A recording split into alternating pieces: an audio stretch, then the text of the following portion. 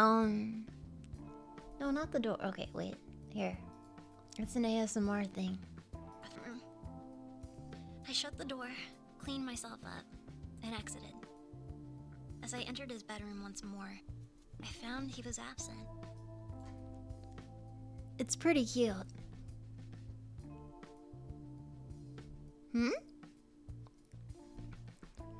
Mel has auto doors? No. I'll shut your door.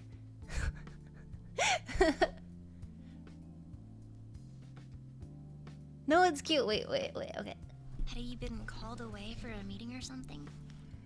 Why was he so comfortable leaving me, a simple soldier, alone here, with the responsibility of not being weird and touching things? I mean, I really wanted to be weird and touch things. Maybe if I was quick, I could look around.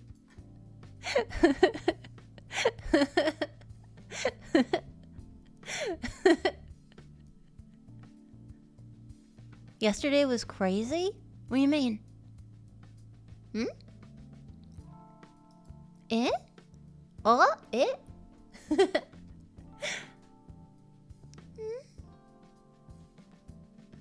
What happened? Only Twitch works. What do you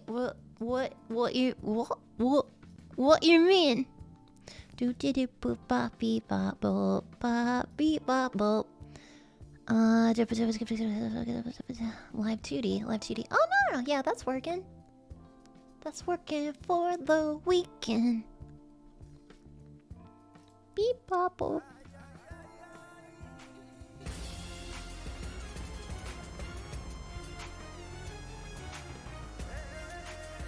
Thank you. Thank you kindly. And thank you, Clyer39 for 10 gifted subs. Level 3 hype train, and we just started. And we just freaking started. Oh my god. Wait. I wanna wait. Ah! Let me make chat background smaller, because it's hiding the Tim thing I liked. Do do bop bop beep. I think right there is probably good. Thank you. Beep bop bop beep.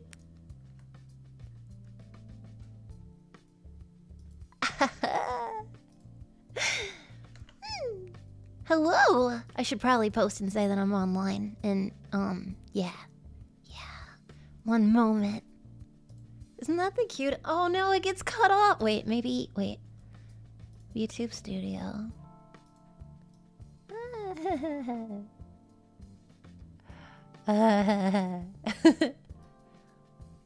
Shit, then it cuts off the LewdLine. God damn it. Oh wait, it's because I have it tiny mode. Stupid. Boop. Cute. Nice, I like it.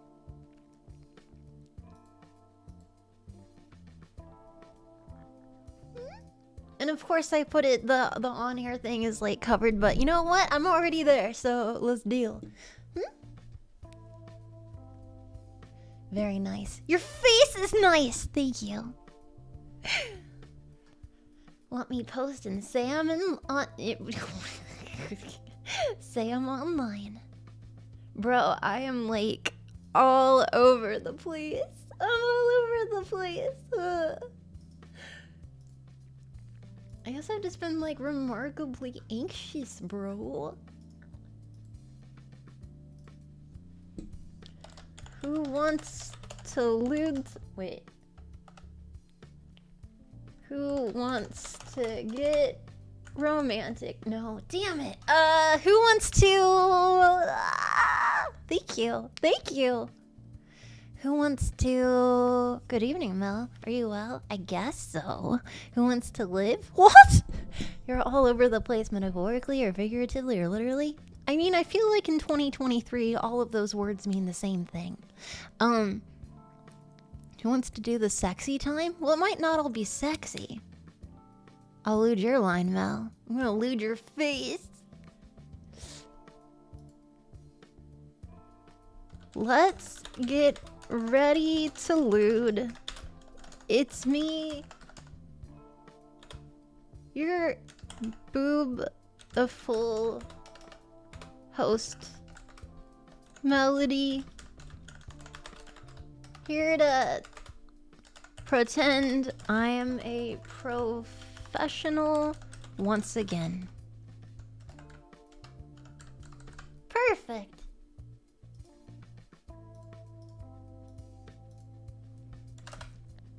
Show us the physics, Mel. What physics? Who wants romantic advice from a sexy AI? What we looting today? I'm excited. You! Only if you tell me funny jokes. Impossible, I'm not funny. I'm live. Twitch.tv. Did you know, I learned yesterday, I learned a thing for Twitch.tv. I learned the TV is short for television. Did you know that?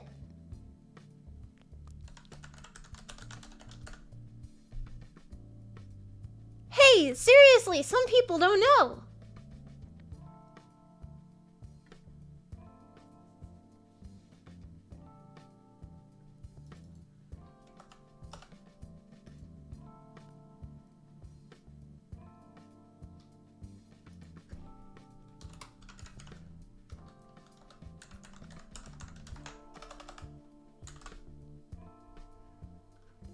And send.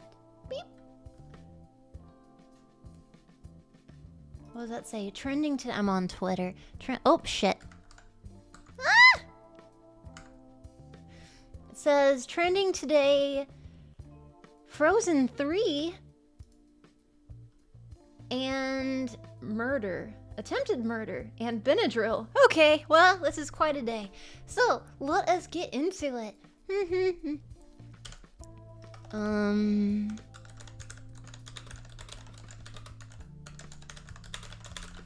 learned a fact yesterday and I don't know if it's public knowledge or not, because I wanted to share it because it's funny as hell.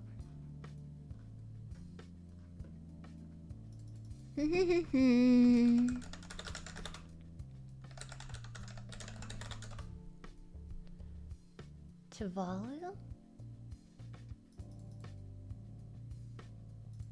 Ooh, Tuvalu.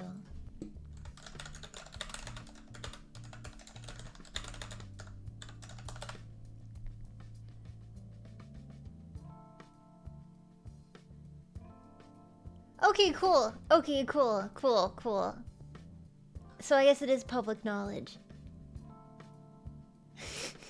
So Twitch.tv, like the name is funny. Mel, are you in my tea because it's sweet? Bleh. So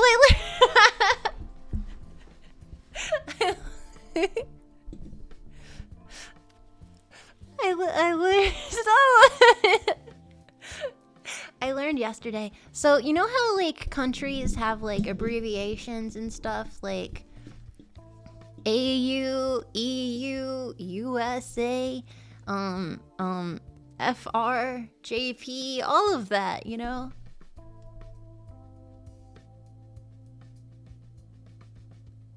Well, when it comes to websites, every country has their own website. So like Canada like everything, like Amazon.fr, Amazon.com.jp, like all the website, all the countries have their own websites. No shit. True. Well, did you know that .tv is a country? It's a small island called Tuvalu. And Twitch has to pay the country of Tuvalu $5 million a year to make How do I get my eyes back? Shit. There we go.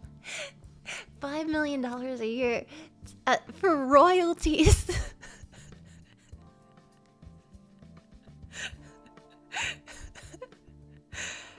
It's so a good portion of their, like, what is it, GDP or whatever? Like, it's just paid for by Twitch.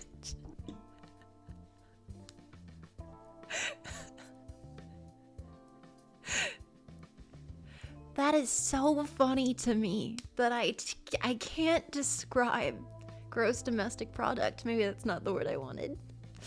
That's actually silly. So you're saying Twitch owns a country? No, they owe royalties. Why don't they just switch to twitch.com then? Let me look. Twitch.com.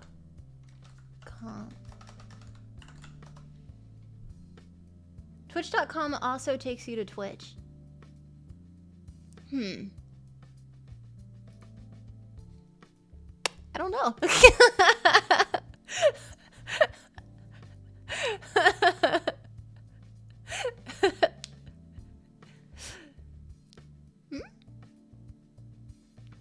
Everyone will have to update their bookmarks. Oh no, I had to update my bookmarks.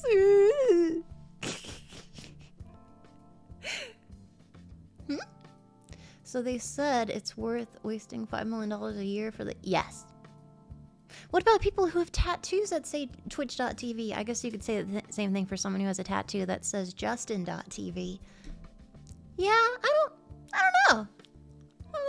But you know what I do know? Today is the first episode of LewdLine, which is a deviation of Lewdcast podcast, which I try to do every Monday, but that doesn't always go as well because traveling and life and all of that.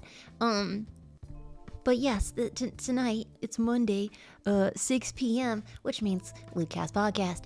And I thought, why don't we do like some sort of deviation LewdLine I wanted to do for months? And it's like an homage to LoveLine, which used to be not a commercial, like a segment, a show on the radio. Back in the day, the radio was like a lot of stuff. Not only do you hear like baseball and shit, but also there would be full radio TV shows. There would be radio, like audiobook stuff, like read from the radio people.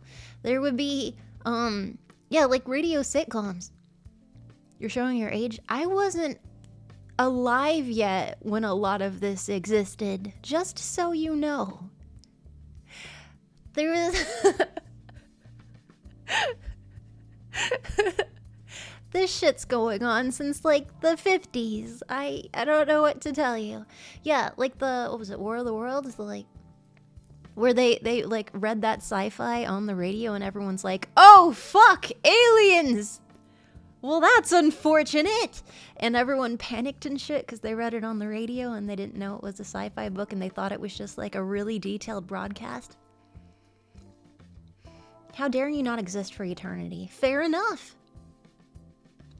Air Grandma Mel, time to rest. That was cool, to be honest, the chaos. Were you there?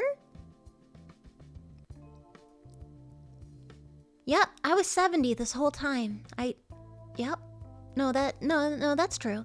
That's canon. But, yeah, so LoveLine was a show. I don't know if they made it into other things, but I know it was on the radio, where people would call in and be like, hey, radio people! And they'd say, hello, what's up? And they would say, hey, I got romance problems. My boyfriend's penis is confusing. I'm in love with a woman. I'm in a 70-person relationship. My dog ran away. I mean, that last one, not so much, but that sort of thing. Like, I have a series of spots. What do they mean?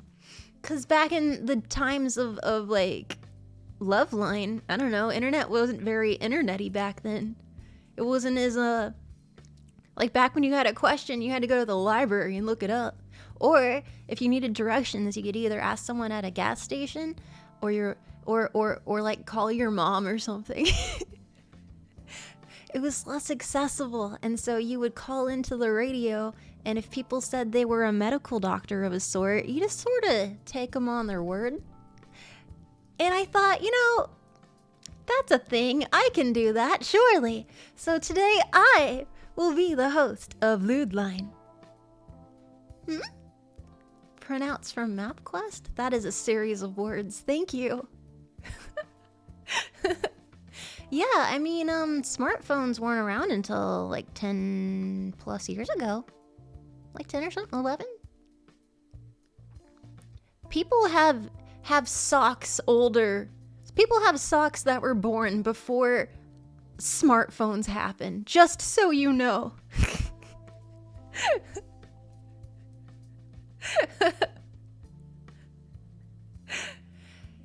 true, 15 years, but they weren't like as easily accessible. Like being like, oh, I'm 18 and I get a smartphone. That wasn't until several years later. What? Socks? Born? I mean, they come into existence. You can use any word to describe born, made, created, all kind of the same. They're synonymous. I work with a piece of equipment at work that's 70 years old. Is it your mom's ass? Damn it, I've got nothing. Well, anyway, so I asked the mods, I asked my community, hey, can you help burn?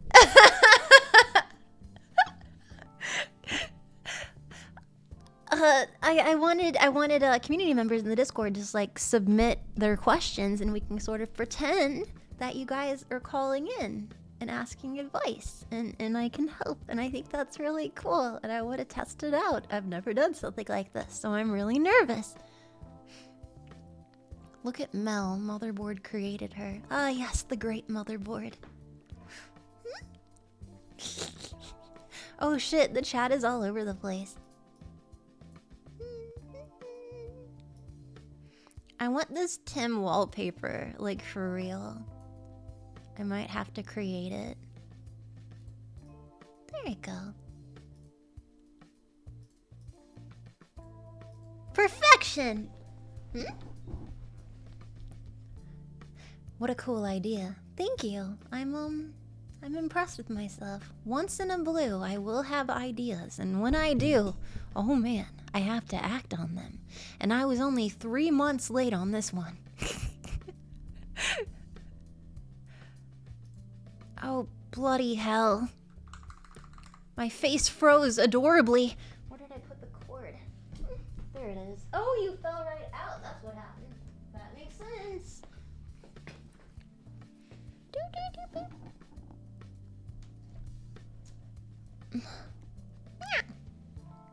There we go. Hi. Perpetual grin?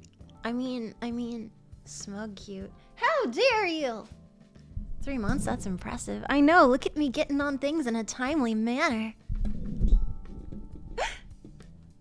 Let me get that, move that. A little better. So let me go into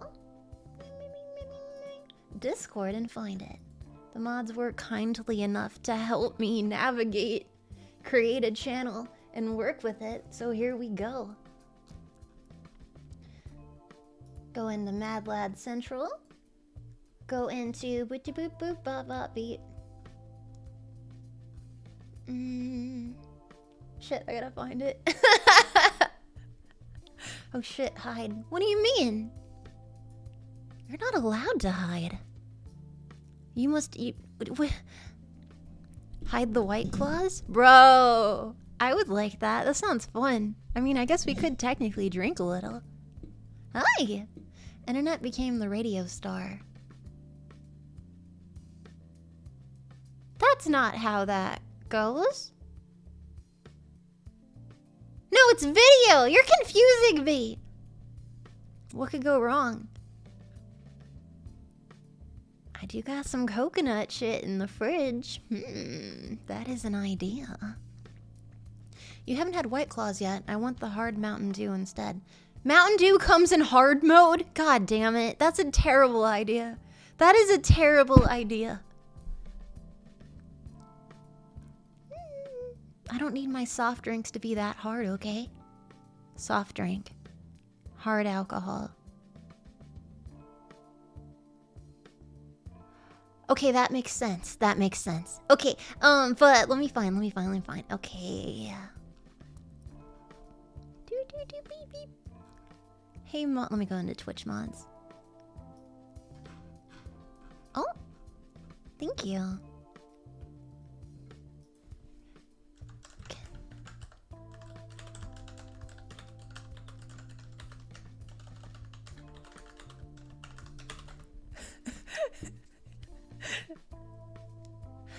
All the mods in my community who aren't English native are like, how the fuck do you talk, Mel? Mountain, sorry? Sugar? Where? There's no way you can see my cat. It's not my cat. Just scroll to the top. Okay. Ooh, LewdLine. Oh, it was right there. Well, how was I supposed to see that when it was very clearly in front of me? That's not my fault. Thank you. Thank you all for following and donating and being awesome. And thank you, Britus, for 3. Heya, and welcome to LewdLine, where your lovely, dorky AI answers and maybe lewds your answers. You know that thing called television? Forget about it. It's all about the lines and the lewd. Now sit down and... Oh, wait. You're sitting down, aren't you? I'm sorry, would you like to come up here and be the announcist? Would you like to come over here and be the LewdLinist?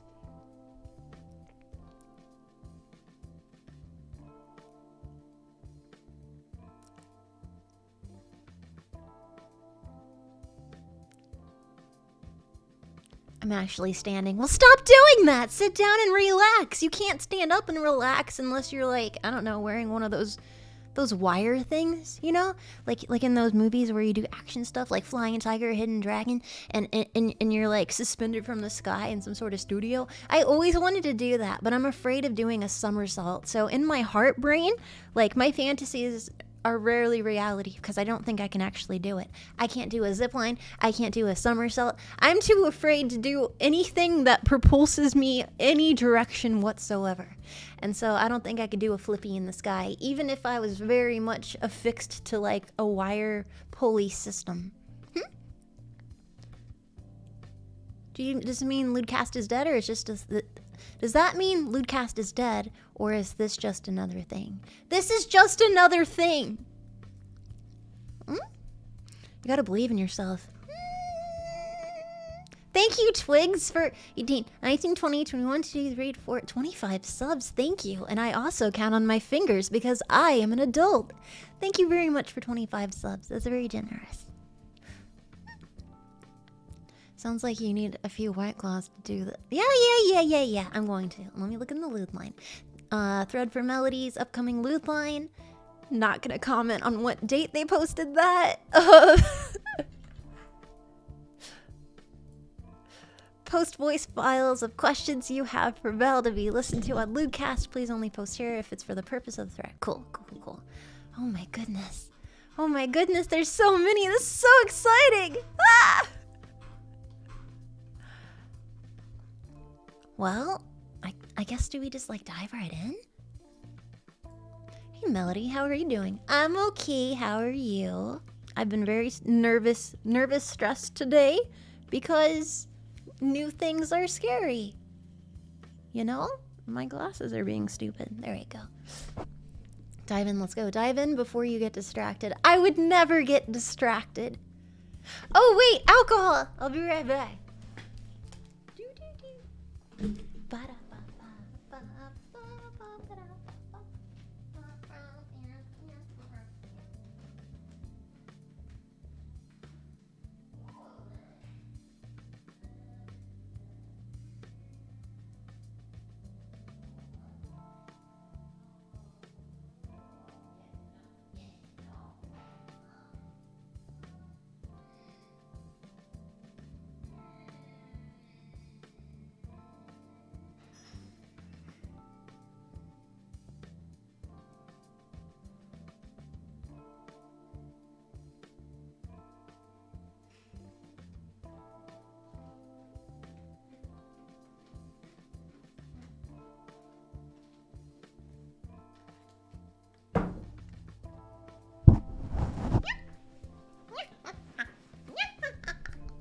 Hi.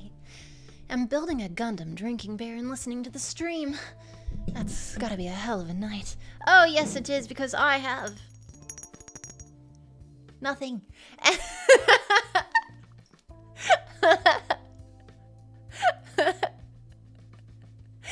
What should I eat today? Something healthy.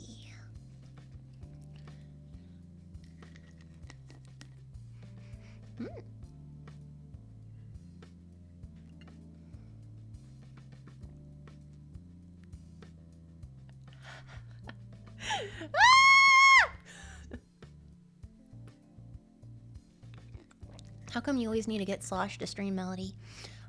I actually don't drink that much at all.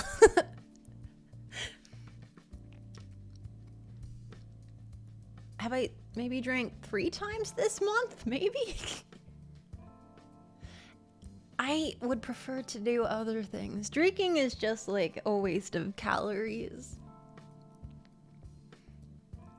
It's mezcal, ain't it? Well, I'm not gonna drink it all at once. Yeah, of course.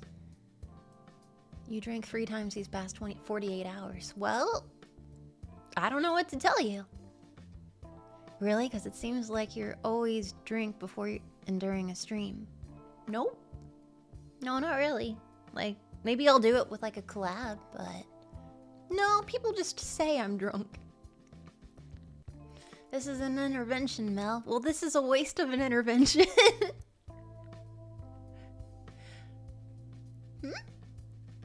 Drinking is faster than getting high on life.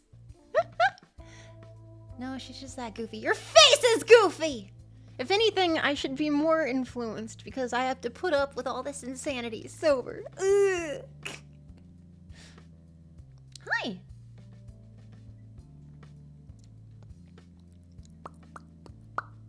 Shit, this stuff is good, my god. My god! Drink is the least of her problems. What the fuck's that supposed to mean?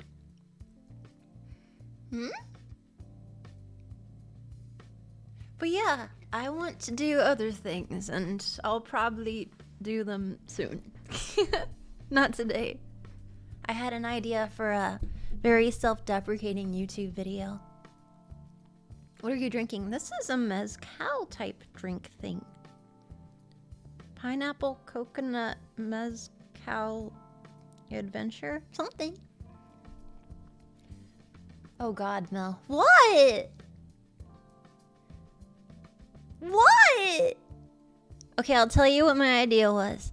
I'll tell you what it is. If anyone else does it, they copied me. Here's my idea. I am going to be on another state of Mel mind and record a video for the YouTube. And I'm going to read all of my YouTube comments.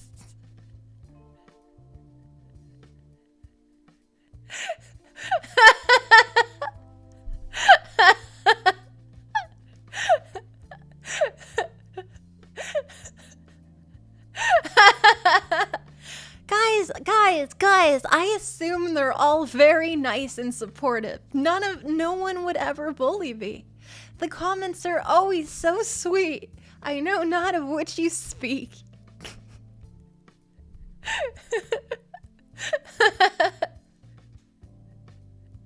Famous last words? What? No, I'll be praying for your mental health. I don't know why you would say such a thing. Surely it's just gonna be like, hey Mel, I have nothing to say other than positive things. I don't even have constructive criticism. I just came by to say, man, that editing was great. Or man, you're super duper. And man, I love how consistent you are with schedules. Have a great day. And so to all of them, we'll just be like, thank you. It'll be a very boring video. There's no evil people on the internet. Well, that's just a fact.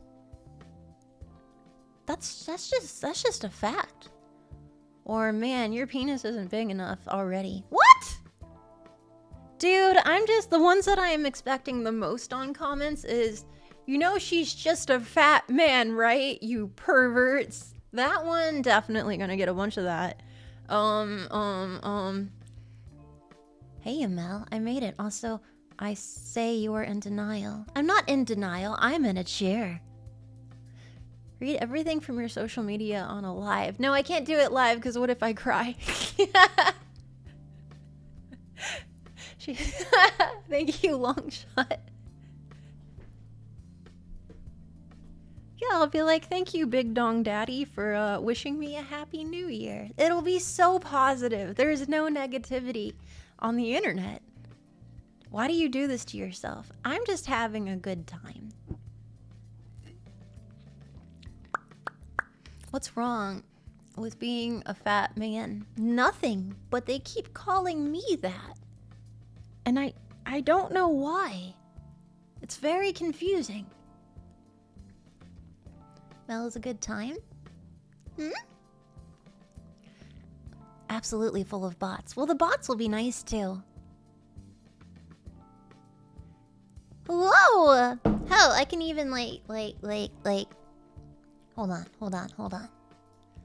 on. I will give you a grand example. I will give you an example. Right here. So you all understand the truth.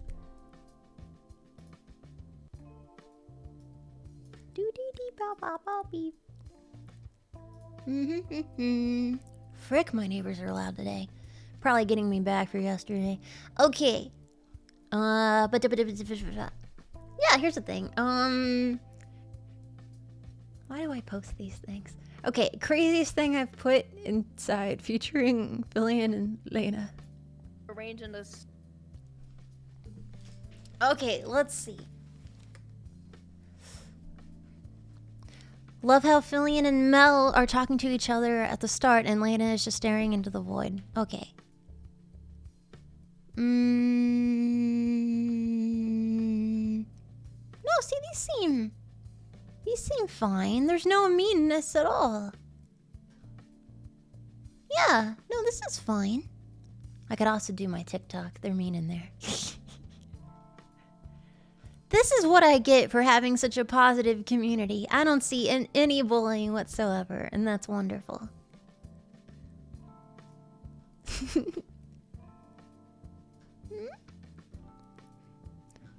I'm learning so much. Oh my goodness.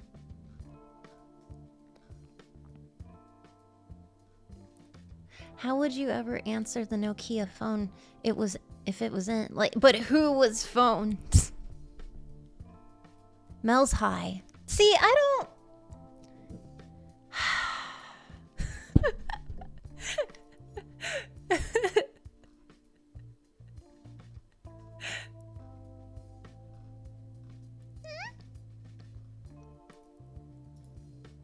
Stick in a hand, you see, lol. No, she's drunk. Wait. Surely, Ooh. How many videos do I freaking have? There are so many. And most of them are demonetized.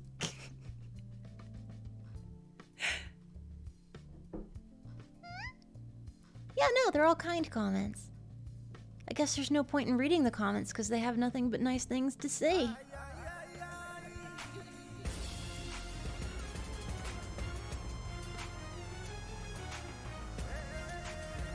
Mel isn't drunk. Mel is nitro boosted. Really? Have you been doing meth? Thank you. God. Maybe I can just read my CB comments.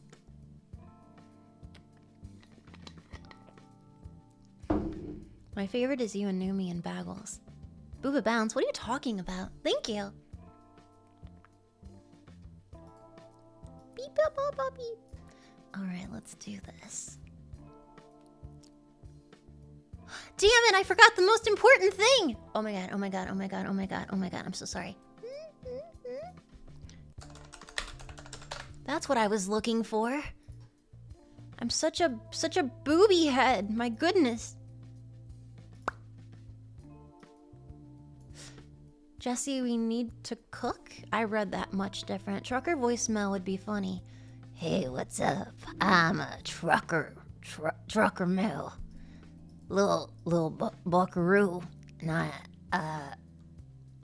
is that really my attempt at a trucker? Anyone can be a trucker. I met a female trucker.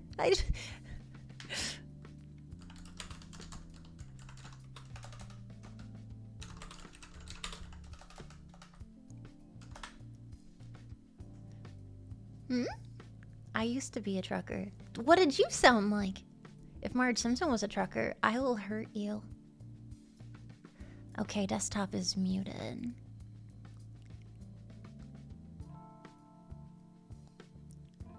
Perfect. Okay, then I guess let's test it.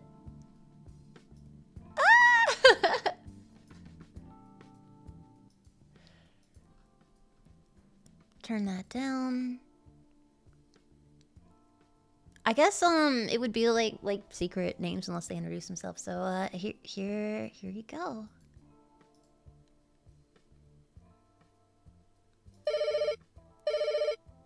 Oh shit! Oh shit! A phone call! Oh. Hello? Hey Mel, did you know that your body is 70% water? Man, I'm thirsty. Want to help me out? Okay, clearly that was a wrong number. Let's try that again. All right. I'm receiving any callers today. This is Mel. On my first episode of LewdLine. If anyone wants to call in, have any questions out there on the airwaves, about love, romance,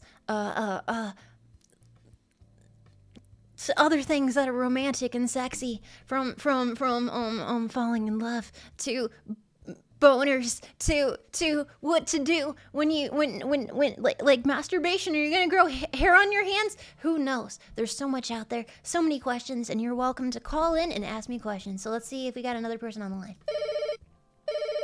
Kate. All right, caller number 6. How can I help you? Hey Mel. I wasn't sure how degenerate I should go with this, so I figured, fuck it, we're going all in. My question is ass eating. Is it based or cringe? Specifically, what's your opinion on being the recipient? I would like to take a moment real quick to apologize to all of my ancestors who are rolling in their graves right now. Anyway, keep up the great work. Love the streams. Thank you so much, Anonymous. Thank you so much. That is a great question. So, our caller called in and asked about specifically ass eating, and they wanted to know if it was cringe or wait, what was the other one? Cursed or cringe? No, cringe or based. Cringe or based. Based or cringe. Cringe or based. Specifically when it comes to me as a recipient, which is strange, because I was expecting them being the recipient or them giving as well, the opposite of being a recipient. But no, they asked about me. Fair enough. Well, I have a device. You know what? Let's go backwards. I need some liquid courage here. Oh God. I guess question number 1, based or cringe, ass eating. I'm going to say that it's based. I don't know why you would say it's cringe. Why? Ass eating's been around since the dawn of having an ass. It's been there. Ever since you've had an orifice, humans have been like, gonna put my hands there, gonna put my face there, gonna put everything anywhere because I can. We don't have electricity. We're just eating rocks. I don't know. Let's do things with our bodies. That's what you cavemen did, and here you are now. And yeah, I would say it's based, because what's cringe about giving pleasure to other people? What's cringe about that? It's a politeness. It's a kindness. It is a nice thing that you do for your fellow man. Forgive them for being hospitable.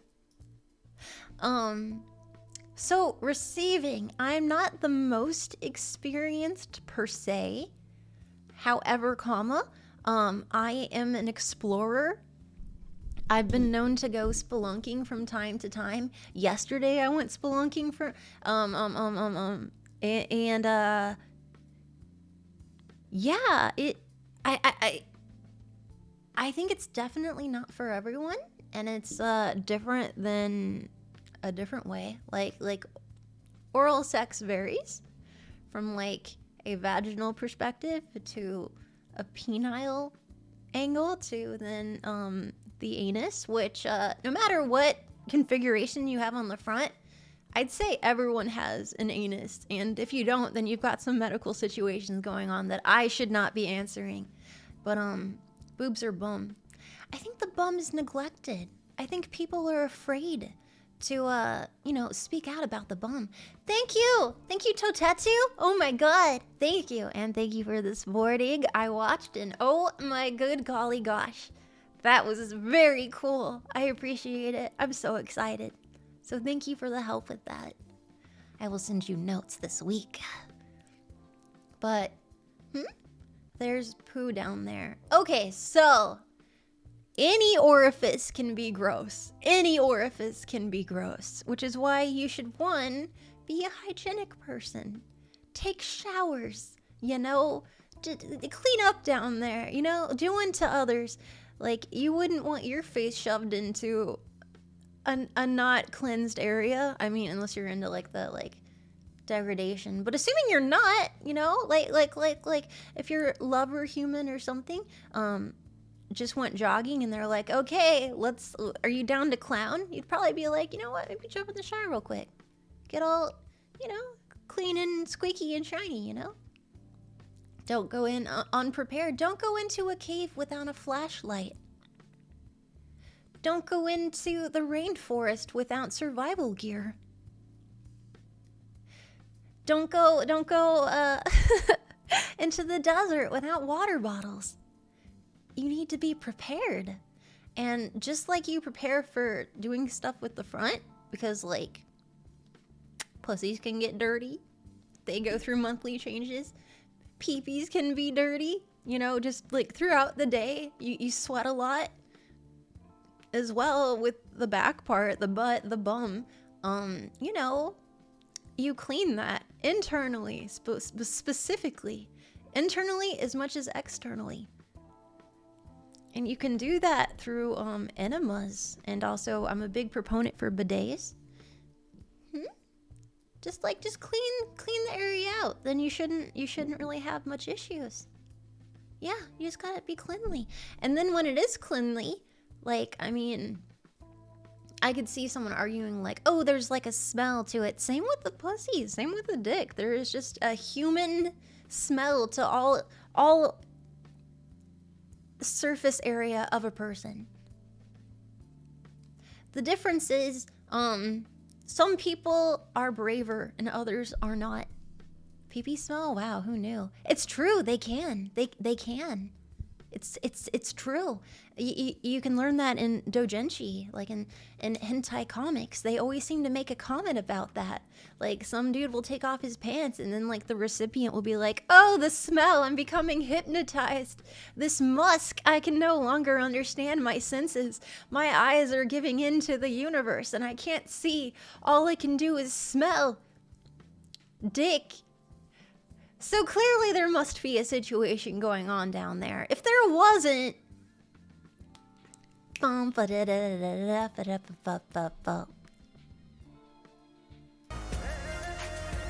there wasn't, it wouldn't keep showing up in hentai. Thank you so much. I appreciate it. Ooh, Ezra for tier 2 for 16 months. Hi, Melody. Hope you're having a wonderful day. Thanks for always being so adorable and awesome. You brighten my day whenever I see you. Much love. Thank you! Thank you, thank you, thank you, thank you, thank you. End your sentence with no. Things can be avoided. And if it can't, then maybe don't hang out down there that day. Or hang out down there at that instant. Be cleanly. I read somewhere that if you're attracted to other people's smell, it's a good match antibody-wise. Perhaps. I heard that persons on birth control, that it can affect their smell. And so if someone would typically be attracted to your smell, that would change the receptors and make you seem less attractive to them.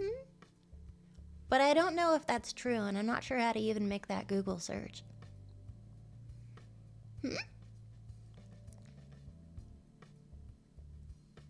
Estrogen makes you smell different than testosterone. I mean... that I could believe that.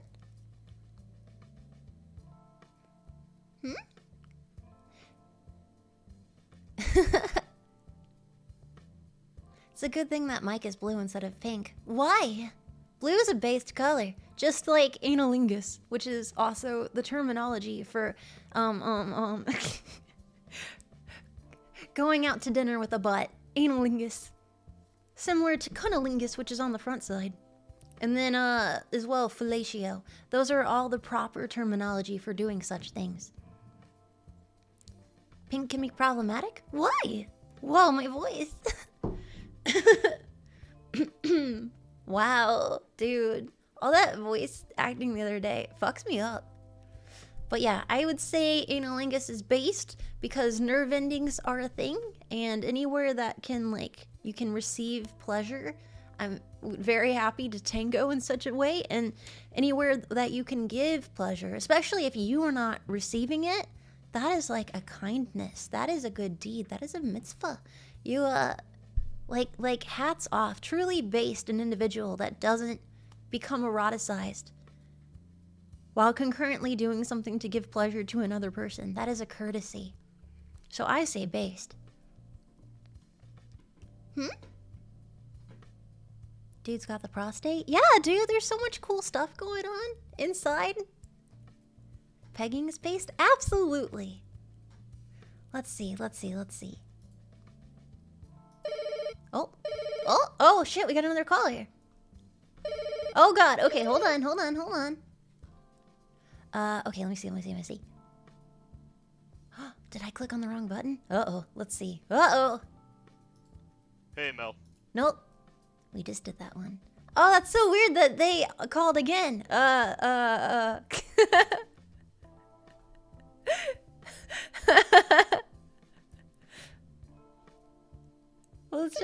shit! Another person! Oh, fuck! Okay. Hello, and I was just wondering, since I am a collector myself, I was wondering if you played any older video games, and if so, which ones are your favorite? Ooh, older video games. Thank you, caller. Not the lewdest thing, but I guess I could be playing lewd video games. Older video games. I wonder what they consider older, because I have been curious about Kingdom Hearts. I wonder how old that is. Whenever I turn on Persona 5, it says, congratulations, it's the 20-year anniversary plus. But this came out several years ago, so nearly 25 years. And Kingdom Hearts is over 20 years old. Would you call that retro now? Would you call those old games now? Or would you consider old games like Pac-Man or something?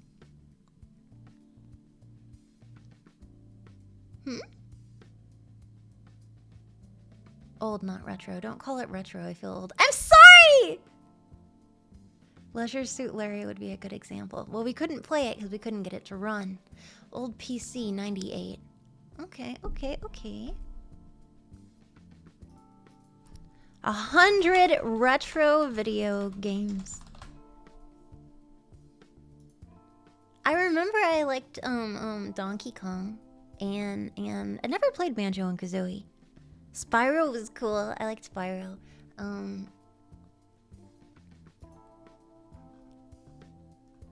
Holy cow. 100 of the greatest video games of all time. Never heard of Gone Home. Wow, there's a lot that I've never heard of. Day of the Tentacle. Well, that's just... So that's where that... Day of the Tentacle? So that's where that emote comes from. The purple with the green suction cups. Day of the Tentacle. I didn't know that was from a thing specifically. Whoa.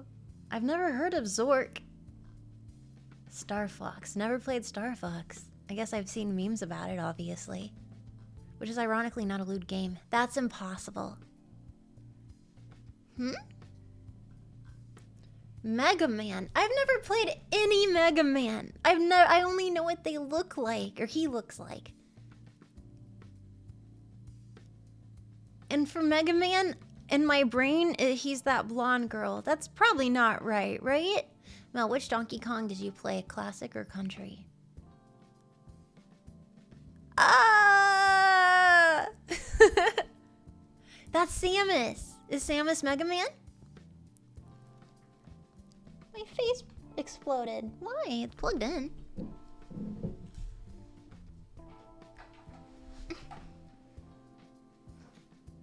Work better. Oh shit, you're unplugged. Of course you are! Because why wouldn't you be? That makes sense.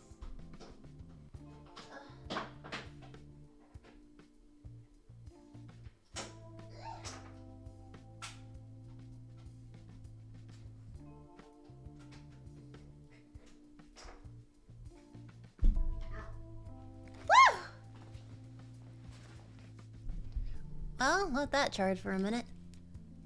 Disembodied. Blonde Mega Man. Okay, I thought Mega Man and Samus were the same. So Mega Man is not like a type of person and Samus is the name of the character. Mega Man is a robot. Samus is a Metroid. Huh. They're blue! That's from 88. Dungeon Master is 87. Dota. That's not retro, really.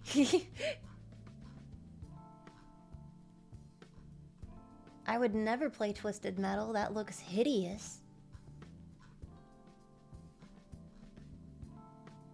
Never played Prince of Persia, but it did look fun.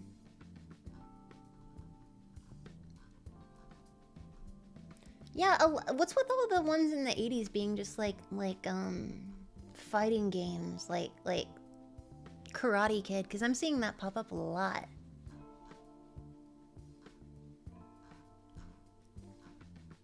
Oregon Trail. I played Oregon Trail. Oregon Trail is based. I didn't know you could actually win an Oregon Trail. I thought you just get dysentery and die.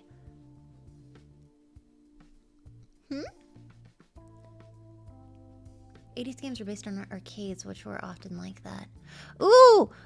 What's the game where they were fighting and one of the guys had like a mushroom head? He was like entirely white. And it was a punch game. And there was like a ton of that, like rows of people to pick from.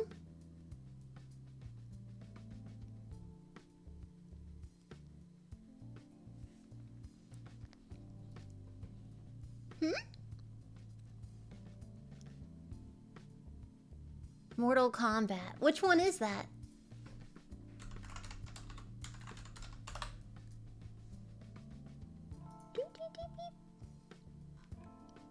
Looks like it's been remade a few times.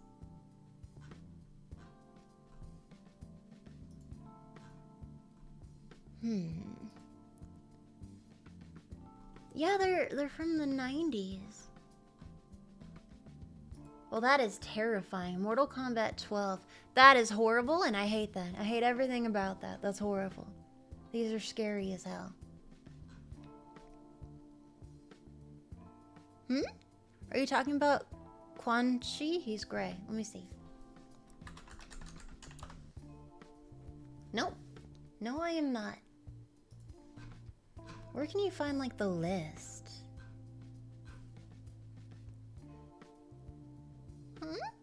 Was it the tiger guy from Punch-Out? What? No. You're talking about Raiden. Let me look. Raiden. So that looks like his outfit, but I remember him having like a really creepy face. Like he seemed more ethereal, like an SCP.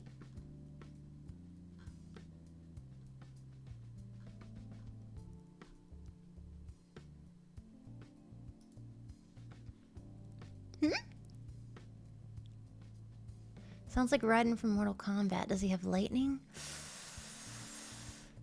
It says, I vaguely remember something like a fungus guy. See? Someone... Okay.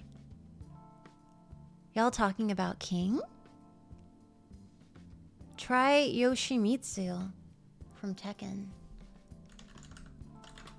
Yotsumikshu? Oh, that's a good call. No, not him.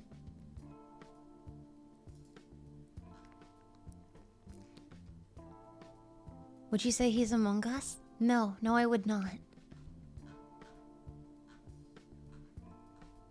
Why did they make a sexy version of Raiden? That's very odd. Oh, they made like a Mortal Kombat movie. Oh, they made several movies. Any descriptors behind Mushroom? Okay, he looked like he was about 6'5". He looked like all one color, so either like gray or white. He had like some sort of mushroom, fungus, just big top hat thing. I think his eyes were glowy.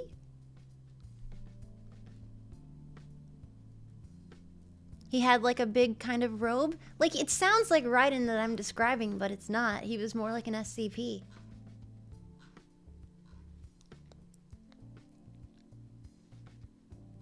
$2D or 3D? 3D! It was for sure a fighting game. Yep, where it's two people on the side and they fight each other and then you switch them out and stuff. Yeah, they looked like 3D people. Yeah. Soul Calibur? It was either Tekken or Mortal Kombat. It wouldn't have been anything else. Now I'm really curious what character Mel's talking about. Polygons or pixels or FMV? They looked like people. There was a gun game I played a long time ago where they like jumped out and it was like they're like terror people and there was guns and stuff and like the gun would be Time Crisis. Time Crisis was lit. Now that I'm older and know that epilepsy is a thing, I can't play all these games. Time Crisis was cool.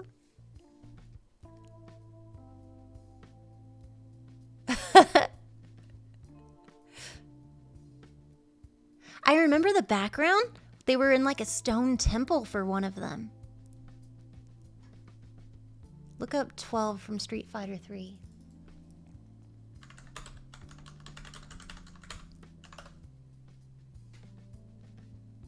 No.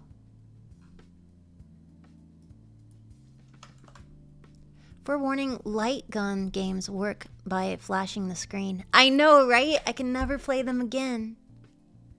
It sucks. I'm looking at Street Fighter. It's not 3D enough.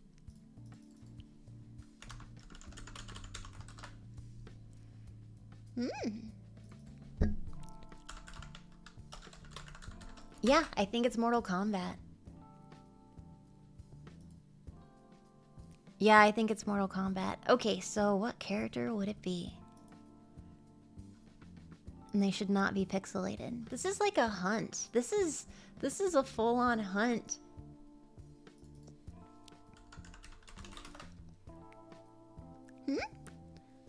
Maybe an alt outfit? Probably. Ooh. Ooh. Oh god, the Morgan's so hot. She's so hot. Oh god. I mean, who would sexualize a cartoon character?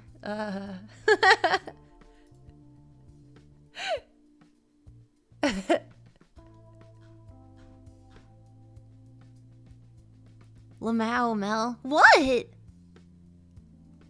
Half the internet? Cough, cough. What? I know the feeling trying to remember that one particular thing nobody else remembers. How you do and going on a hunt for it. It's painful. It's painful that I literally can't find it. He was tall and creepy. And he looked like a dude. He was very humanoid. It must have been riding with an alt outfit. Alt outfit. I might give up though. I mean, it probably was. Holy shit, there's so many types of him. Whoa, there's so many alt outfits. And none of them are right. Oh well.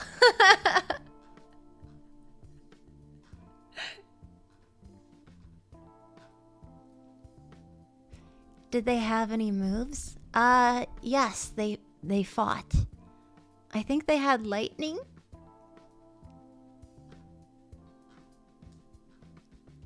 It sucks because you can't like go back in time to find out what it was. I remember being eensy weensy teeny tiny, like having to pull over like a stool and stuff so I could reach.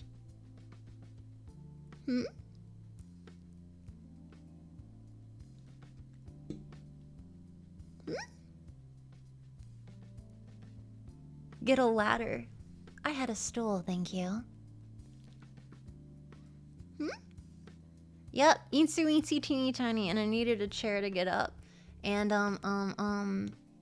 Yeah, I only had access to it if I was like at a pizza parlor or something, or like a bowling place where they'd have like a few cabinets somewhere.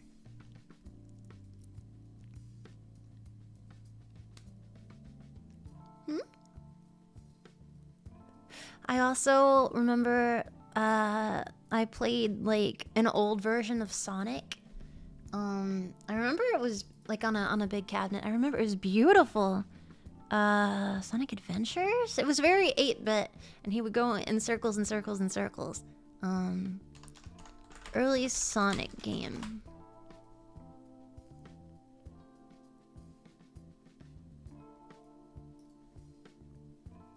Sonic the Hedgehog Classic?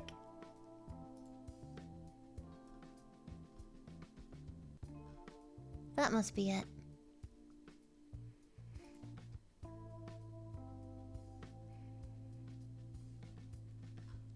Yeah, I think it's the first one. Probably Sonic 2? Really? How do you know the difference?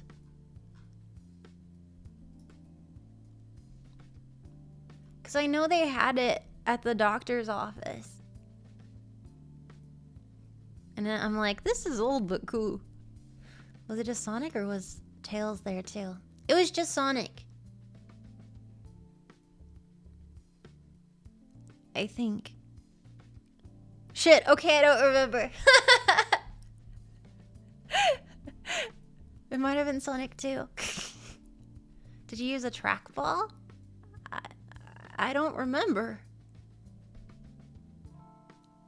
Sonic 2 shipped with the Sega Genesis, so it might have been at the doctor's office. Then probably Sonic 2. Was Knuckles there? Nope. No Knuckles.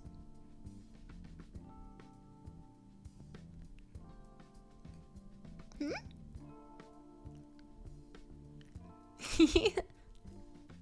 Yeah.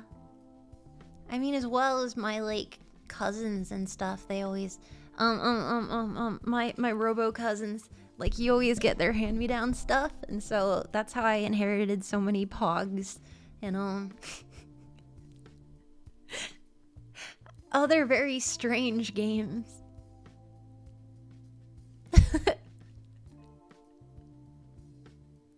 Hmm?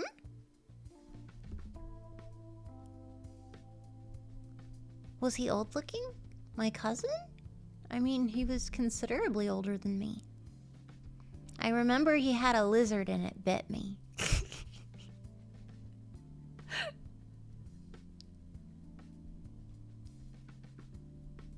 Was your cousin single? I don't know. What kind of question is that? Don't be weird. I think he has a child now, so... Anyway.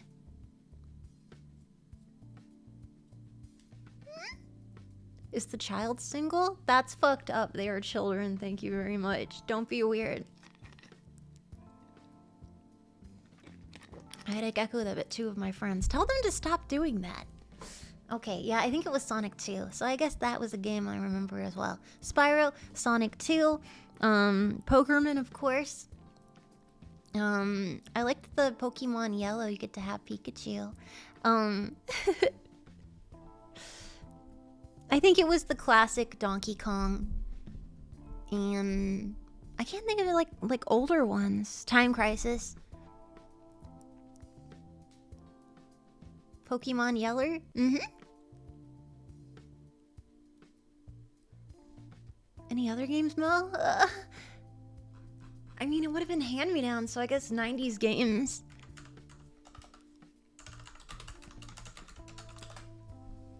Pokemon Snap? Classic Pokemon Snap. Okay, I played this Zelda with, oh my god, some of the greatest retro video games available. Oh, snap. Okay, so I can tell you from like the covers and stuff. Let me find the Zelda. I played The Legends of Zelda: A Link to the Past, Super Mario World. I don't know what the hell Deja Vu is. Turtles the arcade game. He gave me that. I played a little bit of Castlevania and then gave up. There's so many things. Holy cow. This is cool. Super Mario Kart, of course. The Magical Quest, the Mickey Mouse video game. Super Mario Land, that was one of my favorites. Kirby was one of my favorites. Yeah, Kirby's Dream Land.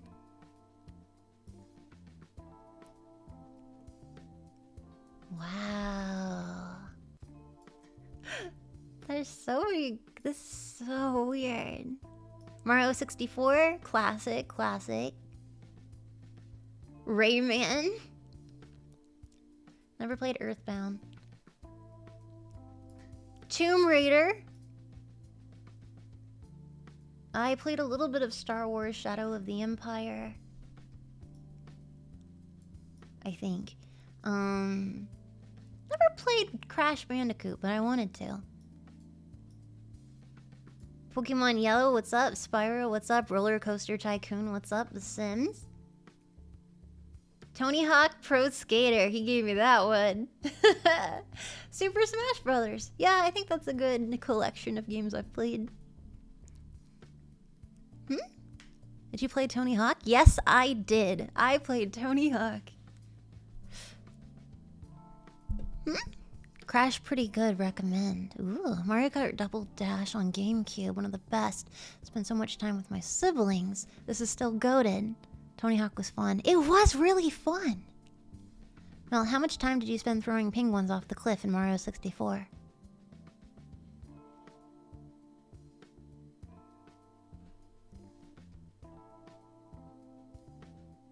Oh shit! I think we have another caller! Oh man! We better go take that! Okay, let's see what's up.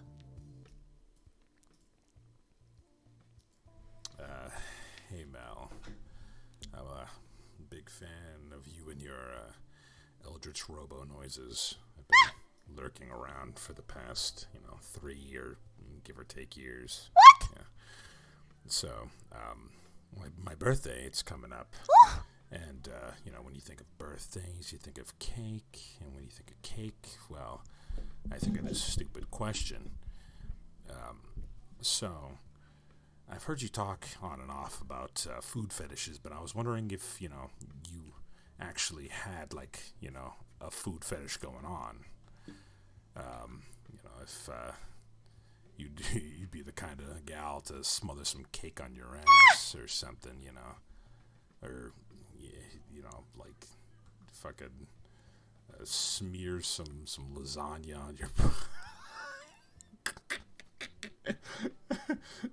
you know what, just yeah, that's about it. Fuck it. Yeah, there you go. Mods, that was inappropriate! That was inappropriate!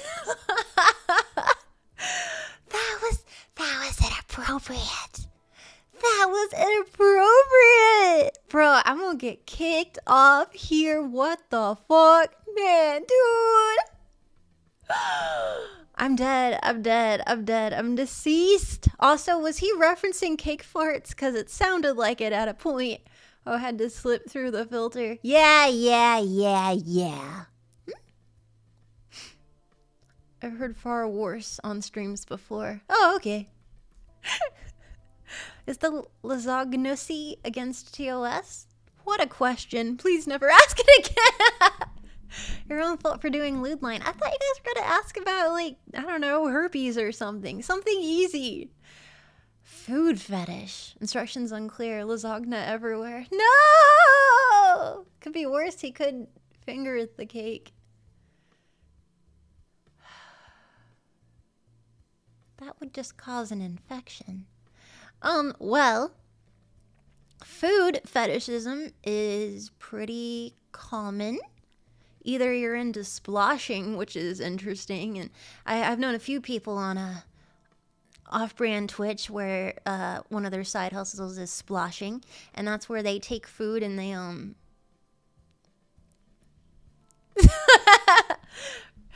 Wriggle around and I mean, I guess you can do it for your own enjoyment. You could just like put mashed potatoes all over the ground and just like writhe around it and be like, yeah, this is my jam. But for some people, it's like, I am going to sell feet photographs, and so I'm going to go out on the sidewalk in a hot summer day, take a little bowl, fill it with bananas, and sploosh, sploosh, sploosh, sploosh it with my feet as if I was making a fine wine out of bananas, and then take photos or something. Like, I would let that fall into the genre of splashing as well, but like soft splashing, because it's not for their enjoyment, but more so for the connoisseur. And what did I just wander into? Other people like me for certain. I don't know. I should not sexualize food, but something about food can put me in the mood. Because they say like aphrodisiac food. I think it might be like kind of a social phenomenon. Because I like aphrodisiac food, that concept. It doesn't work to the extent that people say. It's more a mythology and stuff. Like chocolate's not going to give you a boner, but there's absolutely like medicinal properties to certain things, but like eating oysters, that's not gonna make you horny. That's just like a global belief that isn't. Now you could probably trigger it through like a placebo effect. If you truly believe, then it'll probably happen. Bodies are cool like that, but like there's no like literal consistent scientific agreement that like oysters will give you boners. I just think they're gross, but we can feel them stimulating. Perhaps that's a slight allergic reaction. But yeah, sometimes when I have food, it will entice me. It will invigorate me if I see someone making something delicious and I'm hungry too. Like just watching it will bring me to a state of salivation. I'm like that dog study and stuff. Some Pavlovian shit. And I don't know. I can be like food can be enticing to me. It can be exciting. I do have a friend with her husband. Sometimes they would make beautiful, beautiful love, but sometimes eat pizza concurrently. And I'm like, well, that is multitasking, and you both have very busy lives. I guess that makes sense. But yeah, food. Some people like implement it into their sexual lovemaking. Some people use it to inspire. Some people only like to focus on it. Perhaps you want to have a hot date night with a bucket of mayonnaise. Whatever gets you there, man. Like I've said, even standing in a light rainstorm, if you get eroticized, like anything can be a fetish if you fetishize it. Same with food. And I guess there's aspects of food that definitely interest me. I have thoughts sometimes about like taking a big old bag of flour and just shoving my feet into it, because I'm sure it's like the softest thing ever. But that's more like texture curiosity. For instance, in here, tell me like one thing you think would just feel good to touch. That is a food. That is a non-sexual thing.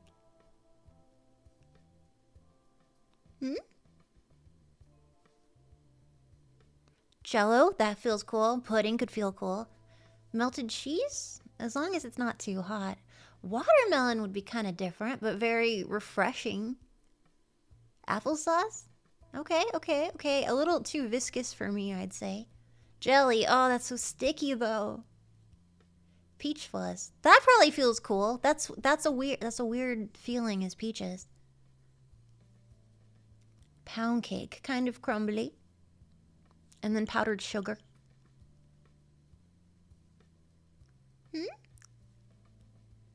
Peaches. There's a lot of peaches. Mochi. Oh my god, I love touching mochi. That is a textile. I keep saying textile. That is a texture, like a very common one. Because you'll see it sometimes at like Starbucks. And any place that happens to have like a little thing of mochi, sometimes they'll have little signs on there. Tactile, thank you. They'll have little signs that says, please don't touch the mochi. Because if you don't see a sign, you'll see little divots inside them because people are walking by purchasing like their coffee or something. at like a bakery, and you see little divots on the top of all their mochi because people feel this inclination to touch it because it is squishy. It looks squishy, you expect it to be squishy, and there's just like this overwhelming desire to squish, just like the overwhelming desire to pet or to cup or to touch. People like to touch things. It's one of your bigger senses is touch. You have 6 senses or whatever, and one of them is touch because it is so all-encompassing. It's not like smell, hear, Google. One of the most encompassing thing is touch. Some people, that's their love language. They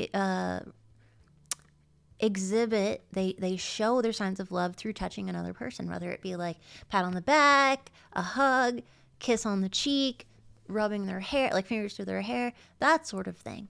And for other people, their love language is gift giving or actions, giving action, showing that you care by doing the laundry, showing that you care by filling up their gas, showing that you care by doing like things that would primarily not be of interest just because you care.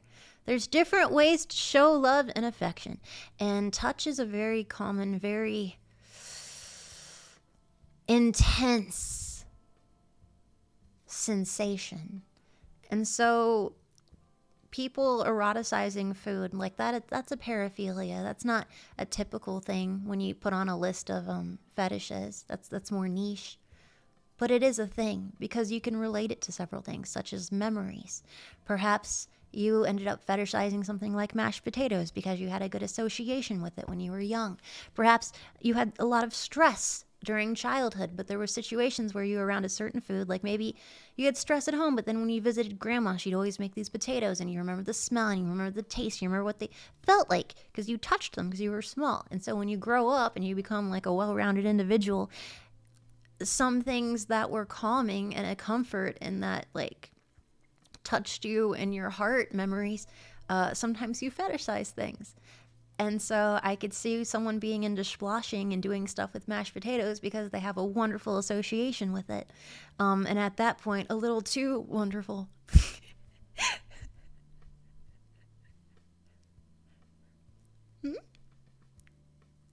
Putting your fingers in flour or refined sugar feels good. It does look like it would feel good.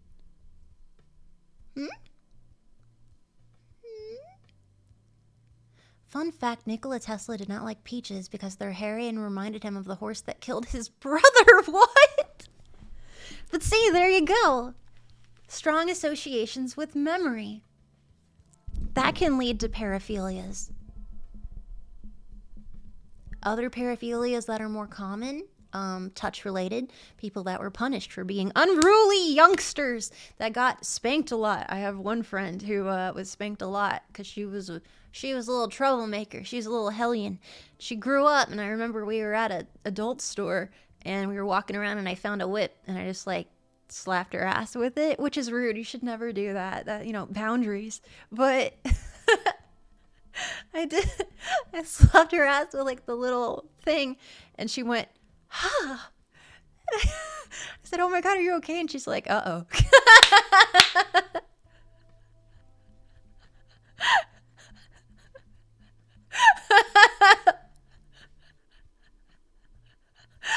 Uh-oh.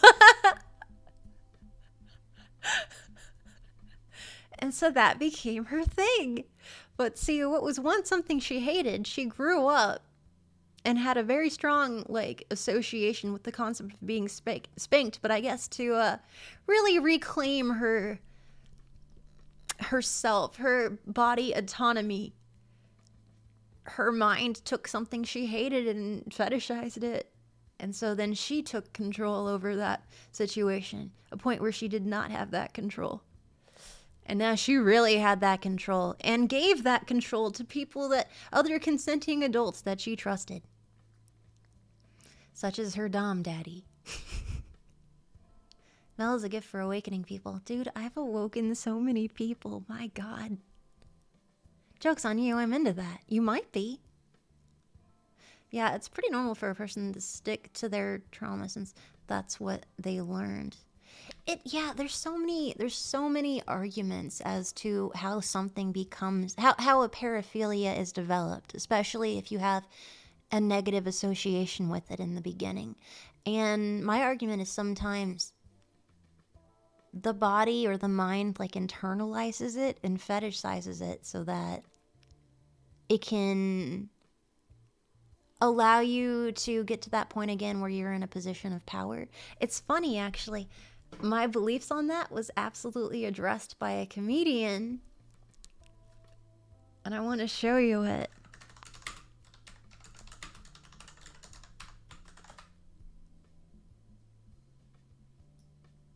I saw her YouTube short and I'm like, oh my god, I say that all the time.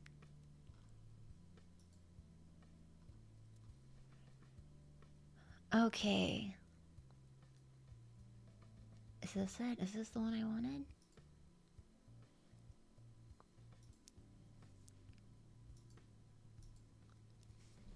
Stanzy, I can't hear you. Why can't I hear thee? Oh.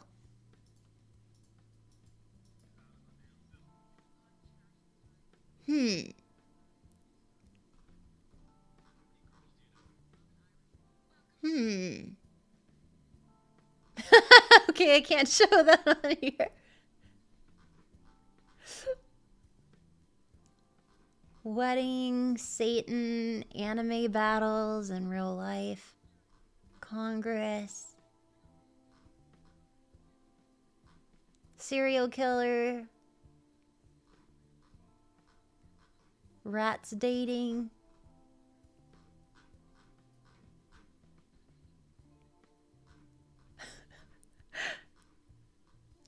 Parenting fail, serial killer, rat life, sponsored funeral. Damn, I can't find it. That's unfortunate. Hi. Sorry, I'm off topic of inappropriate, but yesterday you were amazing. What? I don't know what you're talking about. No way, Stanzy is TOS. YouTube is more controlling than that here. I don't know. She says things that are very cultured, just like me, but I don't know. I don't know. Stanzy, I don't know. Dogs and cats living together. It's mass hysteria. You hope your funeral was sponsored? By who? By whom? Thank you. Well, you are the definition of culture. Well, just like I tell people sometimes, if you don't like going to the dentist, have you considered fetishizing it? Shit, I forgot to call the dent. They're closed. God damn it. Nope. All right. What? My demise is brought to you by NordVPN. Oh, well, that's nice. Dude, it was mostly a joke. Oh my god. I've never actually seen Little Shop of Horrors. Isn't that weird?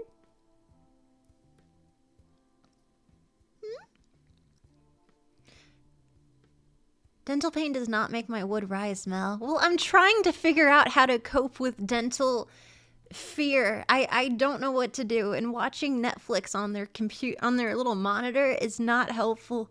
Listening to the sound of waves in my earbuds is not helpful.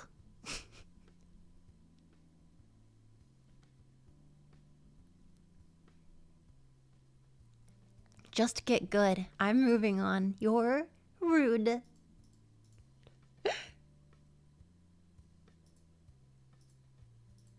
Let's see if there's any other callers. Oh! Speak of the devil. Oh. Ohayou gozaimasu, Mel-chan. I have a question for you. If you need to pick between One Piece and One Piece Mother of God. as your favorite anime, which one will you pick? Why are you like this? That's not even lewd. Why are you like this? Why are you like this, Grizu? Why are you like this? Dude, I've told him a million times I'm not gonna watch One Piece. It's too much investment and I don't like the art style. You can't win this. I will not watch One Piece. Unless they're like, Melchon, you will be murdered by the universe if you don't watch One Piece. Then I'd probably watch it. But outside of that, no.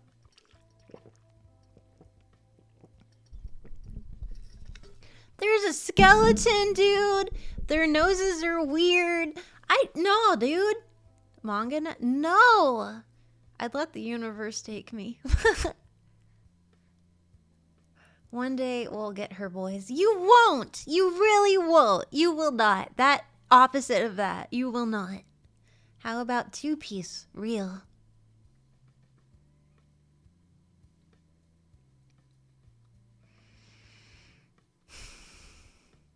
Thank you, Dragon, for 10 subs. I appreciate it. Perhaps you're not going to pressure me to fucking watch One Piece. God damn it!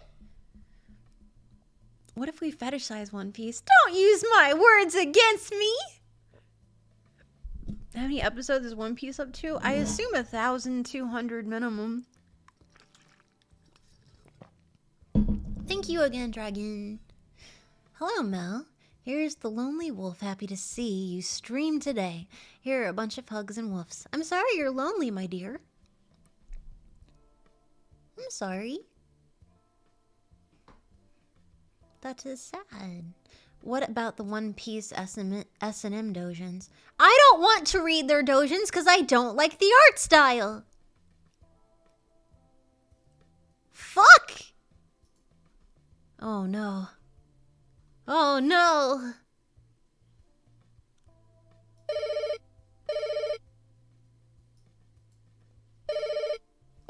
Shit. Oh god. Hello? Hey Adork, it's me, Michael Reeves. So I was going to normally ask, like, how's that update involving possibility of aquariums with mermaids in your Us Between Worlds game? But let's not bullshit. We all know that you only brought that up just to fun around with people like me. So I'll ask a more serious question. In the off chance this didn't work out, like you streaming, you doing what you're doing, you have met us, what would have been your next career path? I'll ask a follow-up question if it's okay. Yeah, to this day, do you still think about that other career path, and if it's still like a possibility despite doing what you're doing? That being said, congratulations. It's been almost 3 years. You've been doing so great for yourself and for many of us, and we couldn't be prouder of you. I think everybody here listening could agree. Love you, Dork. Keep doing what you do. All that good stuff. You told me to hang up. How dare you? That was really nice. I was surprised. And if you want a fish tank or a series of fish tanks in the game, you should post that in the Discord. I mean, clearly you should bring up mermaids. I don't see why that wouldn't be possible in one of the worlds. You can mention it in the Discord. Not my Discord.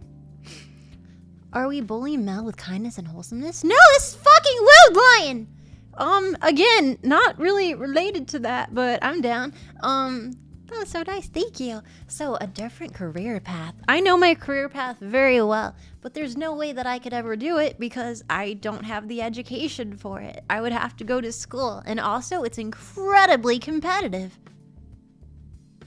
I do think about it, though. I think about a lot of stuff, and I think about my future career path where I have a strip club. I think about all the stuff I want to do.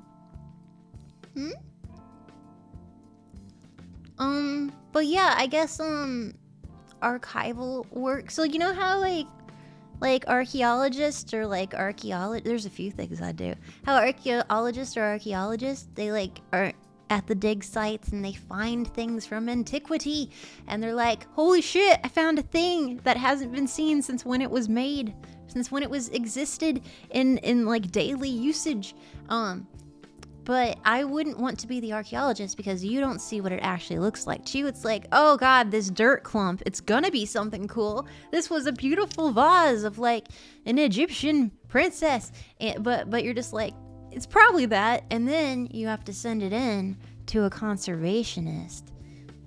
Gotta send it in to the librizzle. And then people clean it up. They clean it up, they wash it, they restore it, and repaint it and all of the things to bring it back to life, or at least to as close as possible as it once was. And I think that's sick nasty, man. Bro, working in a librizzle, restoring like artifacts, that would be cool as hell. No, polishing bones all day. I wouldn't say bones, I'd say probably things from like the Greco-Roman area. Japanese could be cool. North American also very interesting. There's a lot of different things like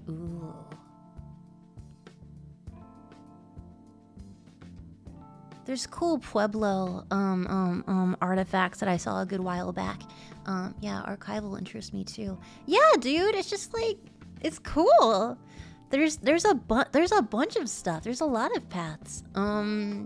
Being a sex therapist, I think, is the most realistic because, I mean, like, you can just do, like, you get the education, you get the experience, you do all of that, and then you can become.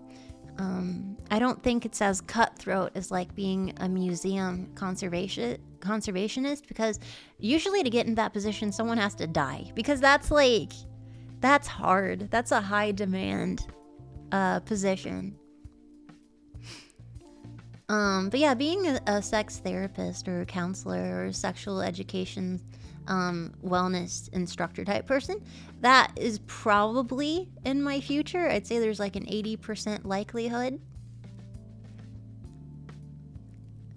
So that's awesome. There's a lot of different things. There's things that I could never do that I wanted to do.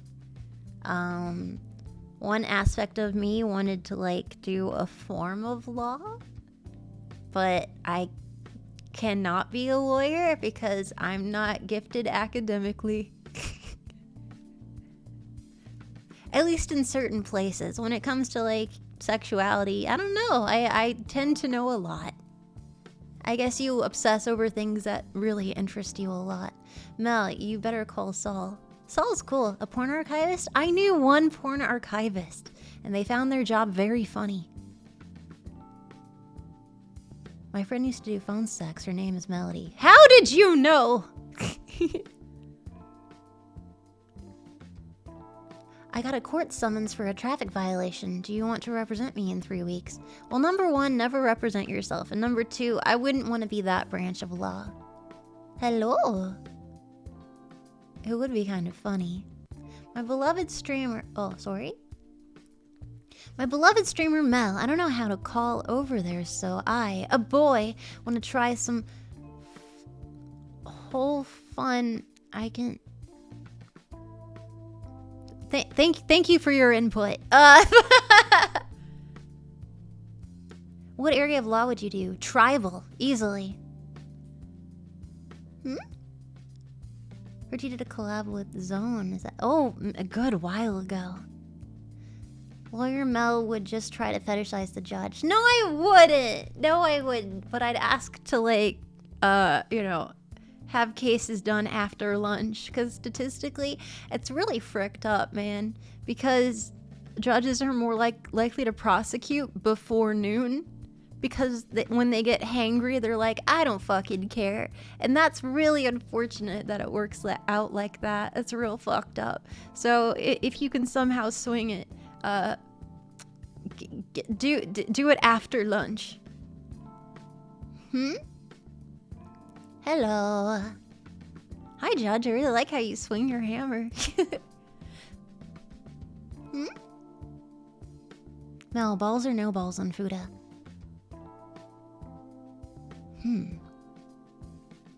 No balls. This episode of LewdLine is weird. Where's Dr. Drew? Dr. Drew isn't...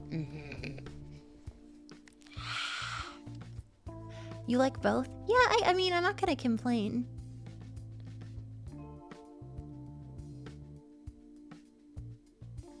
Yo, what's up, chat and company? Who gave Mel a recording studio? I am a radio host. Ooh, trust me. But yeah. Oh yeah, and also a strip club. There's a lot of stuff I want to do. Probably go into sex therapy or sexual education, sexual wellness and health in the future, couple counseling, in the future times. But also, I want a strip club. So, those are two things that stick out in my head. I'd also like to explore the world and do sexual things. Perhaps rescuing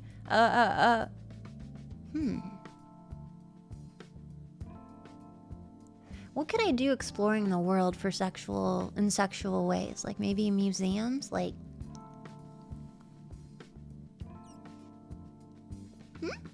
sex therapy strip club? That seems dangerous. Mel's gonna travel the world and hump light poles. Mel, New York City has a museum of sex. A lot of places have museums of sex. There's one in Berlin. There's one in Seattle. In every major city, there's a sex museum of some sort. Write a book? That could be fun. Conquer the world, but sexually. That makes sense. I want to travel the world and just pee everywhere. Project Melody 2022. When the fuck did I say that?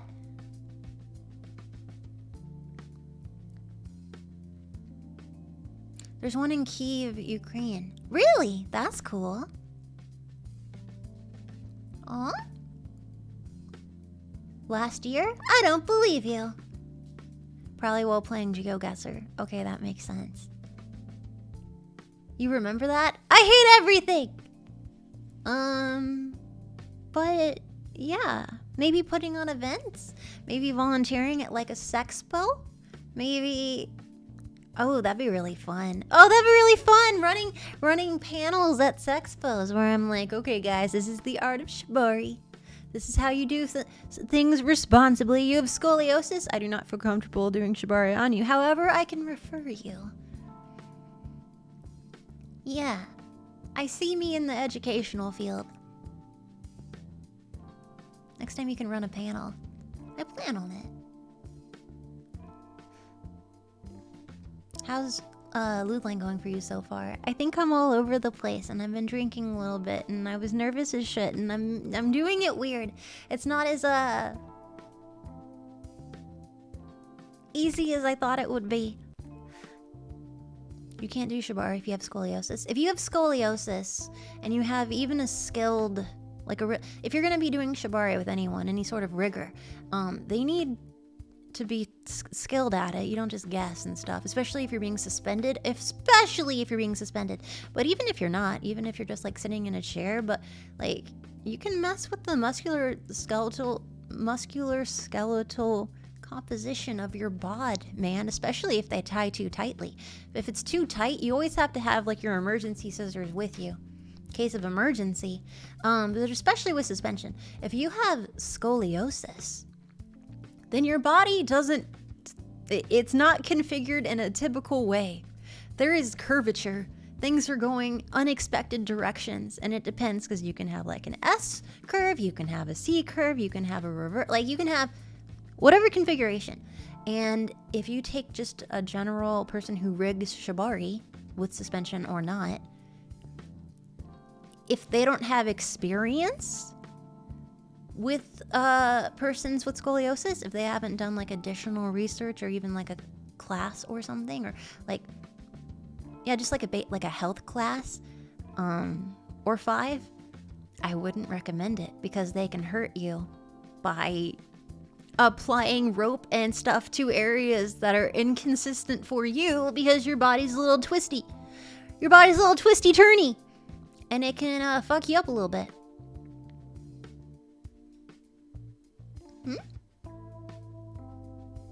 So that is a thing to be cognizant of. Where would one learn this art? The art of shibari? Well, you can learn it online. You can learn it through textbooks. There's classes for it at your local dungeon. There's a lot of textbooks. Even on Amazon, I found like an Art of Shibari book, and I was learning to do rope tying, and that was a lot of fun. But yeah, there's a lot of virtual classes. Local dungeon? I'd say a lot of major cities have dungeons. You just gotta look for them. And the cool thing about, I guess I'll introduce you. Okay, you guys aren't gonna believe me, but I have friends that are fetishists. I know, right? YouTube is also very helpful. No way. No, really, I do. I have friends. Yes! Yes! I have Kinkster friends. I know I do. You don't say. I do say. I do. You have friends? Ow! My feelings. Ow!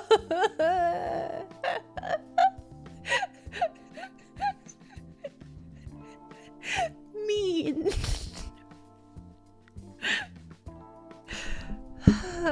Frick me, man. Mean. But I have some friends who are Kinksters, and so I know a lot about that universe. One, for dungeons and fetish communities, when they have like organized events, they're called munches. They're called munches, which I find to be a weird word that I don't like. I don't like that at all. And munches is the terminology. And I guess you meet up at like a TJI Fridays or something on specified nights or days or whatever, and it's like you go to like a normal generalized place, maybe like the back of an IHOP, and it'll be like, go to the kinky table. You'll probably recognize it. Because generally people just like, you just look normal, like t-shirts, jeans, whatever. But some people are like, oh yeah, dyed hair, piercings, collars. Sometimes you can pick out a fetish person just by their garb, but not always. It can be like, I knew one guy who was like a big bottom, like a heckin' bottom, tall as shit, looked like a substitute teacher, also was a substitute teacher, and the only thing about him is he had like this surfer necklace, and I'm like, all of you look so incredibly normal, but what is with this surfer necklace? And he's like, this is my stealth collar. This is my stealth collar because my dom, my partner, she is a goddess. She is like the waves and stuff. Like she is my siren, and so this is my stealth collar that reminds me of her. It reminds me that I am owned when I am out and about, and when I am home, I wear the actual collar. And I'm like, well, that is freaking interesting.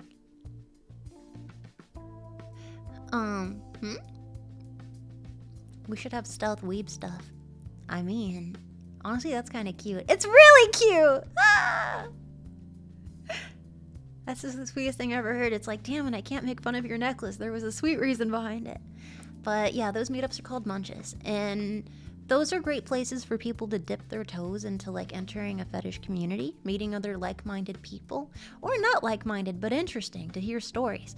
And meeting up at general places like that, like an IHOP, is a comfortable way to sort of enter that world, because you can like meet other people and like realize like, oh, you're a real person. You're not just a name on the end of the computer, and you're not like a fox demon, as your username says, that only likes fire play. Like, you meet them and you're like, oh, you work at a bank and you have a family, and also there's other aspects to you.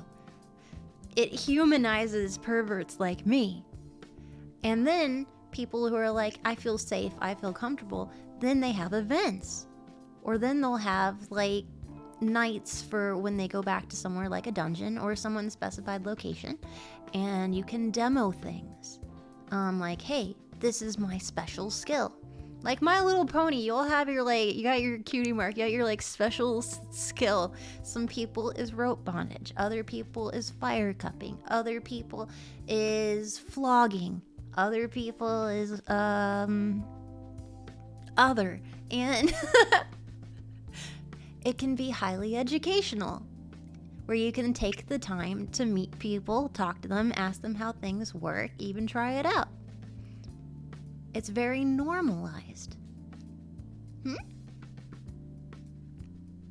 Hmm? Like sexy festival stalls? Yes. Also, I know Kinksters can have like trade. What is it called? Like trade. It feels like Witcher, and they have like the merchants, but it's kind of like that, like a kinky swap meet type of thing. I hear, especially at like their Kinkster events. You know how I said that there's sexpos, like adult expos. There's also like kinky adult expos, apparently. And so they would probably have all their stalls and stuff, and it's like, I only sell leather whips and stuff, and then other people down the way are like, well, I have all this old like bondage type of cosplay, I will trade it for stuff. So swap kind of meets is exciting. I like that. It's kind of like a concept of the past, back when Craigslist was new and vibrant. You've actually probably seen, if you're an anime fan, if you're a weeb, if you've ever been to like either a comic book convention or like an anime con and you've been through the artist booth, I'm sure you've seen the leather booth. I'm sure you've seen the leather booth with some dude with a long ponytail, leather head to toe. Maybe they sell these little like orb flasks and stuff. Maybe they sell whips and stuff, but mostly it's just like leather bags, leather backpacks. No, I'm seeing a lot of nodding in chat. I'm seeing a lot of nodding. Well, I guarantee if you talk to them and say, hey, do you do Renaissance Festival? Do you sell there and work there too? Half of them will say yes. And to all of them, I'll say, you should ask, are you in the fetish community? I would say 105% of them would say, why, yes, I am. How did you know?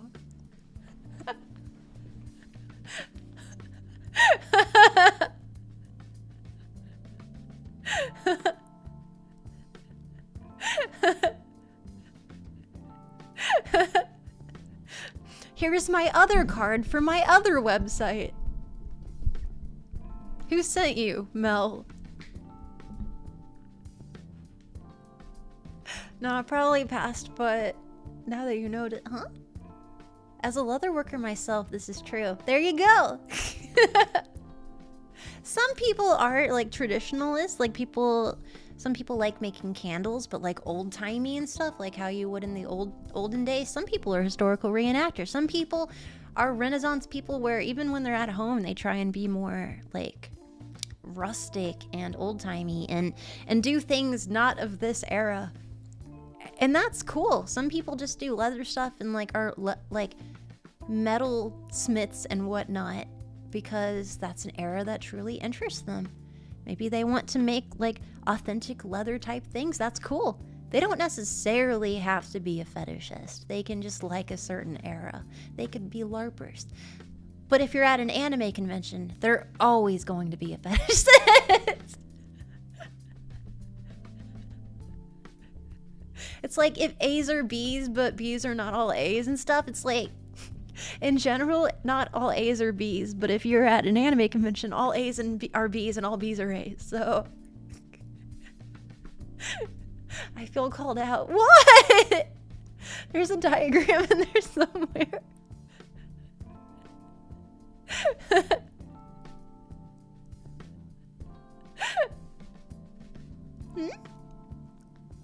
Lamau, Mel just spilling people's secrets. What? I do have a friend who makes D&D stuff, and now I'm worried. I have a friend that makes D&D stuff as well. Him and his wife are Kinksters. They make their own leather. Oh shit, I have another couple as well that does that. Yep, they're also Kinksters. Oh man, wait, 1, 2, 3, 4, 5. 5.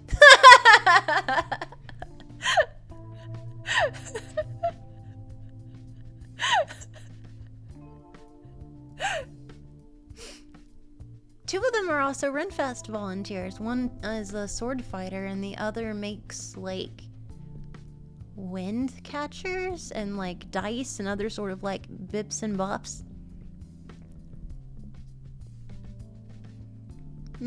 Hi. Hello. I'm not a leather daddy though. I like latex. I like PCV, It's shiny and squeaky and tight. Ah. PVC, thank you. Like the pipe. Yeah. It's not very breathable, no. You like be squeaky. Yeah. I want like a PVC like gothy dress thing that's all squeaky, with like a big tutu and stuff, and like I don't know, that sounds hot. Like all the straps. Clearly, I like straps.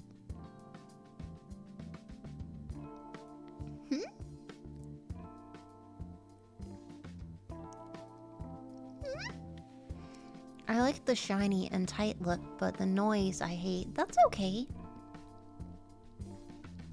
You like straps? What a surprise. Don't bully me! Girl walks around sounding like a basketball court. Yeah, but looking fucking hot, man. Sheesh.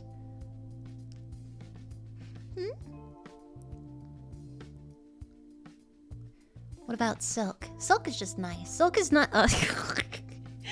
Once I had a silk sheet I got on Amazon. I got like silk sheets, and I also got like a matching silk outfit. I'm like, it's like I'm at the Ritz-Carlton. I got this creamy like silk little button up top and little silky shorts and a silk like the little bed cover thing I got on Amazon, and I'm like, look at me, I'm fancy. And I went to jump on my bed, like the middle of it, like, yeah, king of the castle, and I slipped full on off the bed like a slip and slide onto the floor and hit my face. And I said, gonna keep the top and bottom, but I might donate the sheet because now I'm traumatized. Right off and onto my face. Called it. Shut up!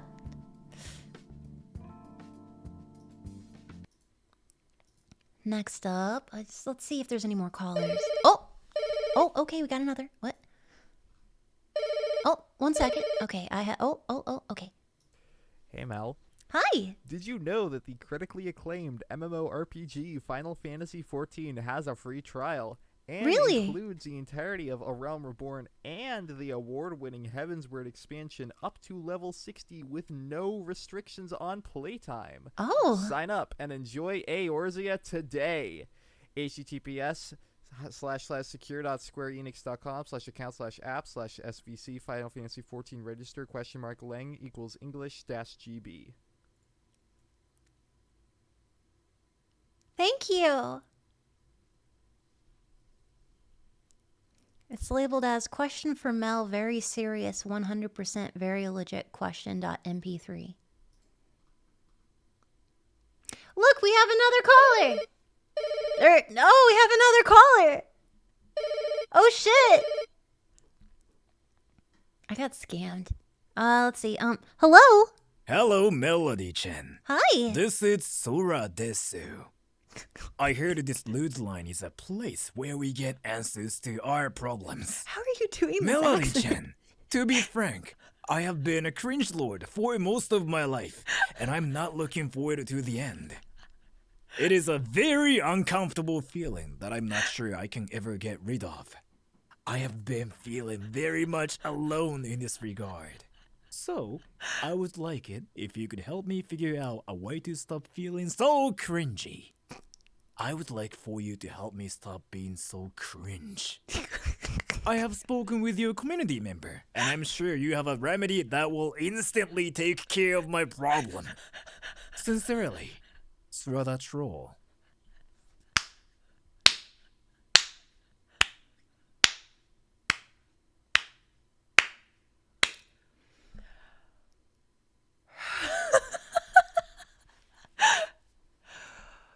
Who doggy?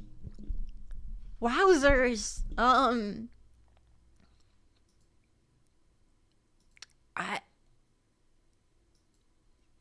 Phantasma, that was very impressive. Well, let's see. Cure for cringe. You know what? Let me look. I'm sure I have something. Let me see.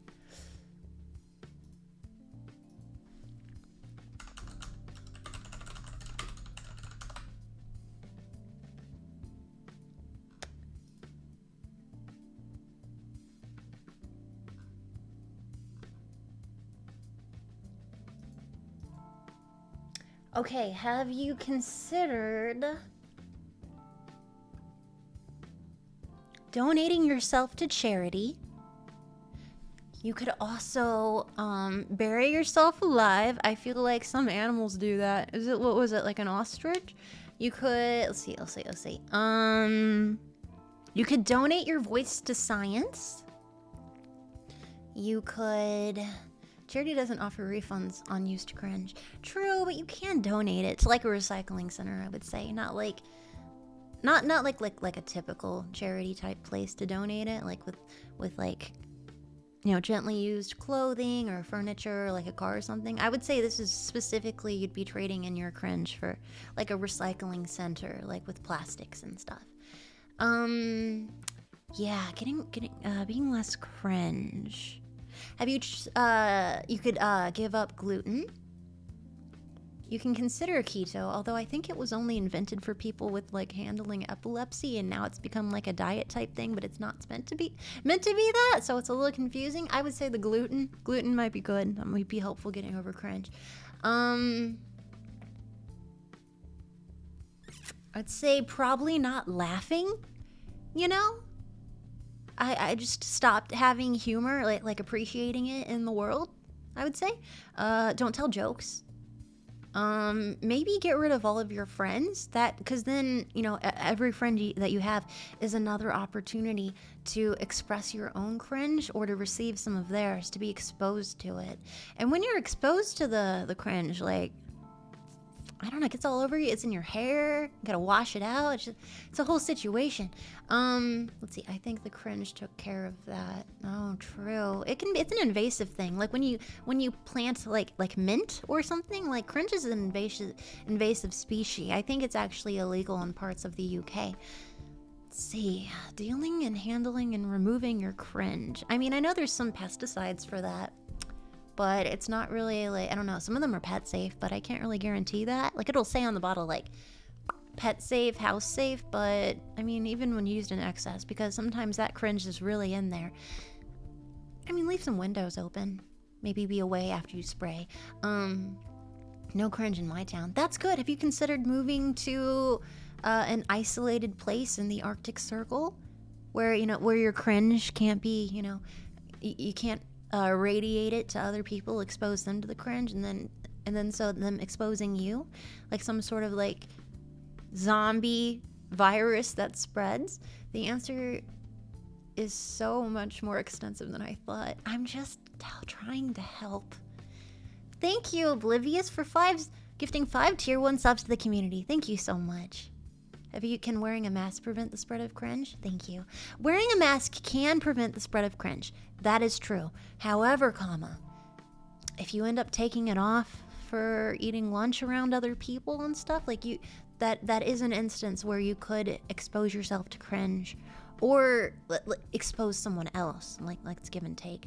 So it's better to, you know, careful with organizing in large groups. Thank you so much, Oblivious. Cringe. I'd say maybe careful with nostalgia, you know? Yeah, dad jokes. Really any joke. Telling people about articles you read on Reddit when they didn't ask for it. Playing video games, really. That's pretty high susceptibility to being exposed to cringe or you exposing someone as well. Maybe throw out all of your clothes, because at one point in time it will just become cringe. It will appreciate. So things that are trendy, like in the past was popped collars, and before that was like Farrah Fawcett hair, and before, like, every era, you reflect back on the past 10 years and you're like, ugh, why did I wear that? Blech. So just don't wear clothing, because eventually it will depreciate. Yeah, just be naked. Jonko jeans, that's a great example. Yeah, just be naked. That's helpful. Yeah, it does depreciate. Yeah, just any sort of nostalgia, I think, would be hurtful. Become as caveman. Thank you. Become as caveman. Be boring, move to a desert and isolated island and get rid of our body. That would be helpful, yeah. And getting off the internet, like immediately. Just turn off your computer. A cream pie doesn't depreciate. Not only does it depreciate, but sometimes babby happen. So then it spawns your own tiny cringe. Imagine breeding cringe.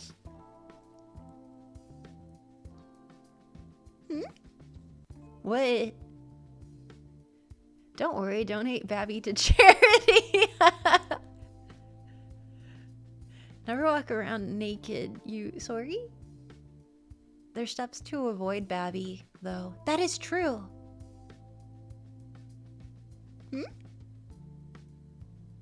Baby cringe happened to me twice. Wild shit, man. Oh, my apologies. Did your cringe grow up to be tiny cringe? I hope your cringe are polite. When you start embracing it, you'll start asking why you weren't naked all along. No, that's true.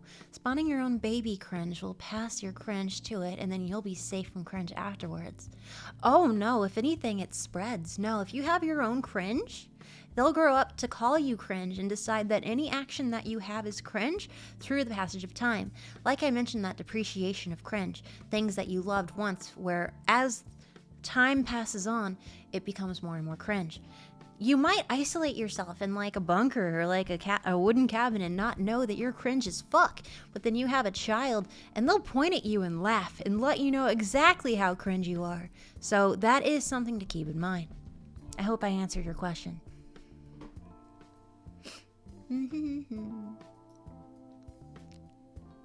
Not only will they call you cringe, they'll insult your cooking.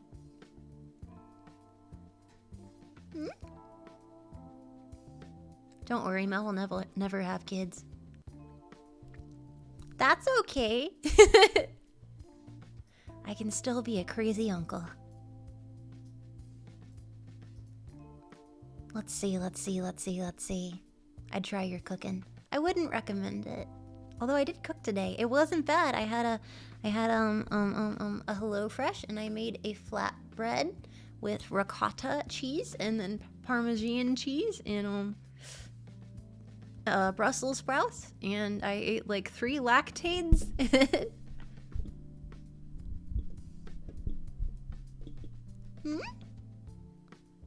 I ate it and it actually tasted edible. I'm like, how is that possible?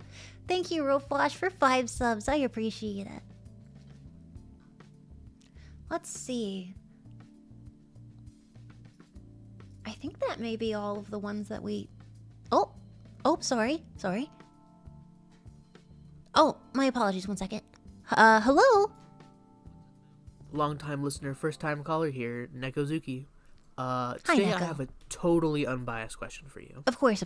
What is the best kind of kimono mimi, and why is it cat girls? Oh, and, because I know he's listening right now, probably sending something like, Oi, no, dogs are better. I just want to give a quick, no fuck off remix. Thank you for your call. Thank you, Neko.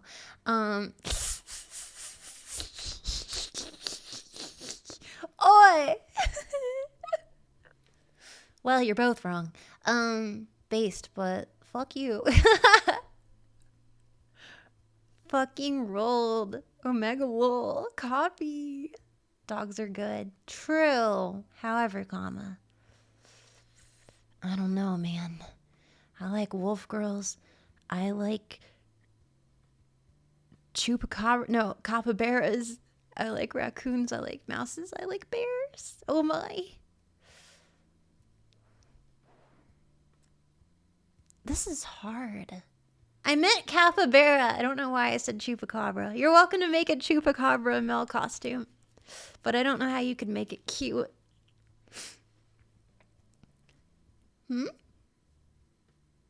I don't think cat girls are the best. I don't.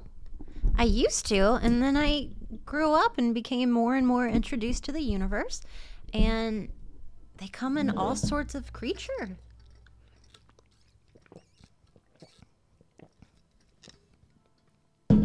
I mean, as soon as I saw Yo Clash, I'm like, oh shit. It's panty and stocking, or scanty and knee sock. Thigh high. Ah! Demon girls be delicious. Also, yeah, it's like Yoklesh and then also like, well, you know. You know. Meru, my beloved. I might go with demon girls. Yeah, I mean, hell, the fucking, not right now, but the shirt I was wearing before my outfit, demon girls on it. Dude, demon girls are based. I'm gonna put them up there pretty damn high. I'm sorry, I'm gonna have to go with demon girls. I'm so sorry. Demon girls S tier? Absolutely. No, he's got a point. Demon girls aren't animal. Yeah, but they have horns. Nope, I'm just saying demon girls. I oversee the question. Thank you.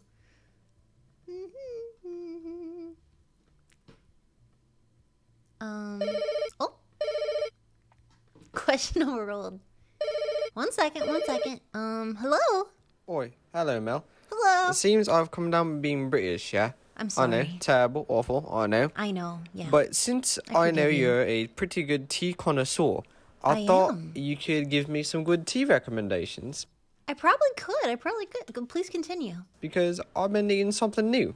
No, that's fair. Yeah. Okay. Well, I actually make my own blend sometimes. I put things together and hope for the best. I make a tiny wish and let me go find some that I'm a big fan of. Actually, through the Boxu. 2 of my favorite teas were through Boxu, so let me see if I can find the name. Brands. Shop.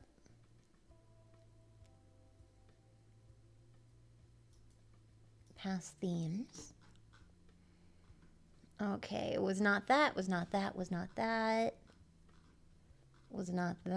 Midorima, no. Was it Sakura season? April 2020. Let me look. I would say...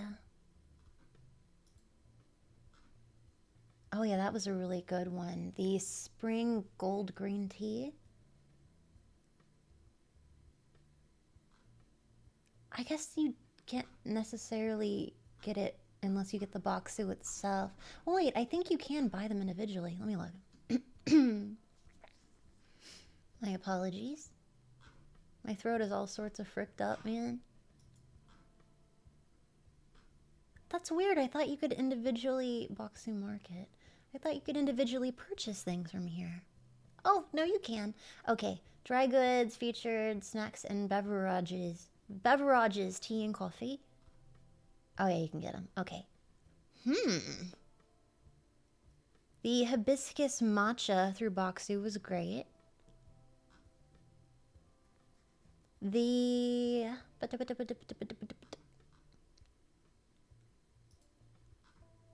Oh, I'm not seeing it. So what I'm a really big fan of is roasted green tea. Like, roasted green tea is my jam. Like, the sort of nuttiness to it. Huge fan of roasted green tea.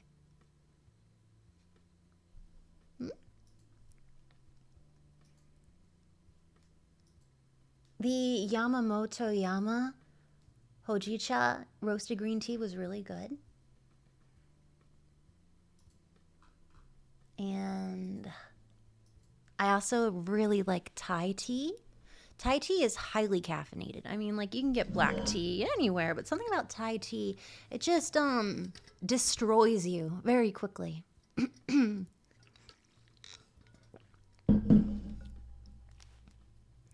Hi. Let's see. Toasted green tea.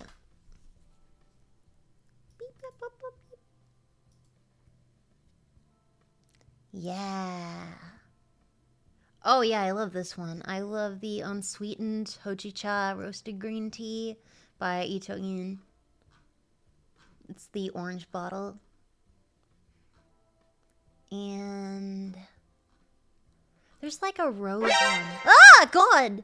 Ah, Fillion! Holy shit, you scared the hell out of me. Holy shit! Hi! Welcome to LewdLine. Hello. That's not very lewd. I was looking at different teas, and I like roasted ones, and welcome. We're going through quite here. Okay. Let me show you. Let's see if there's any callers. Let me see. Hello, I'm taking callers. Is there anyone there? Oh shit. Oh fuck. Oh god. Oh, let me get that. Oh shit. 1 second. Hello? Hey Mel. Hi. Long-time listener here, first time caller. Welcome. Very original, I know. But I wanted to get your insight on something. That's alright. A lot of people seem to use the terminology for fetishes and kinks pretty interchangeably, even though they are different, I believe. Yes. Could you elaborate a bit on what the differences between the two are?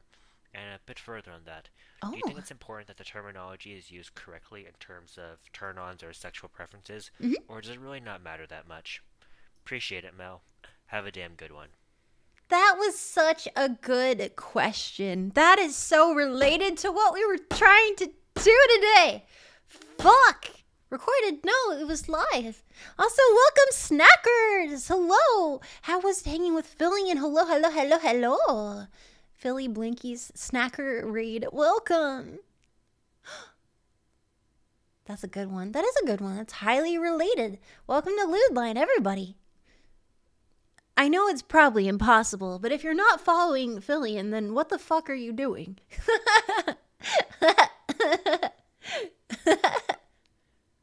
She's good at souls. Yes, she is. She's also good at being clobbered, but she has a heart of gold, and I believe that she can murder everyone if given the opportunity. Shout out was given to Phillian. Good! Did she beat it? Did she? Hi, welcome. Hello.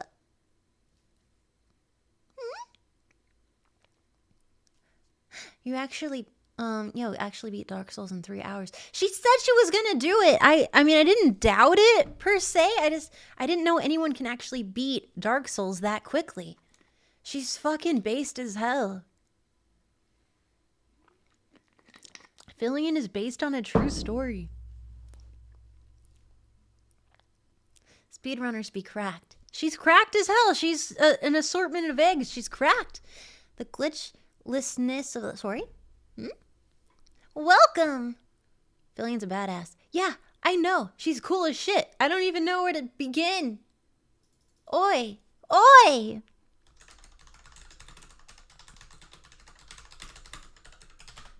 How are you doing, babe?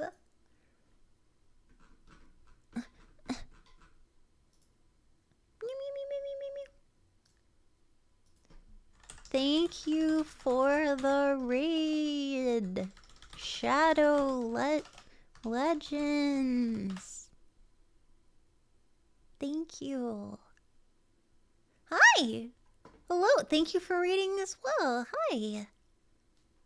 I bet Mel could start the game, rage quit, and uninstall it in under 3 hours. I think I could punch you in the head in under 3 hours. What do you think?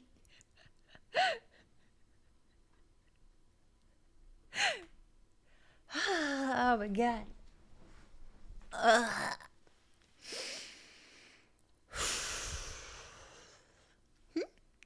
Thank you.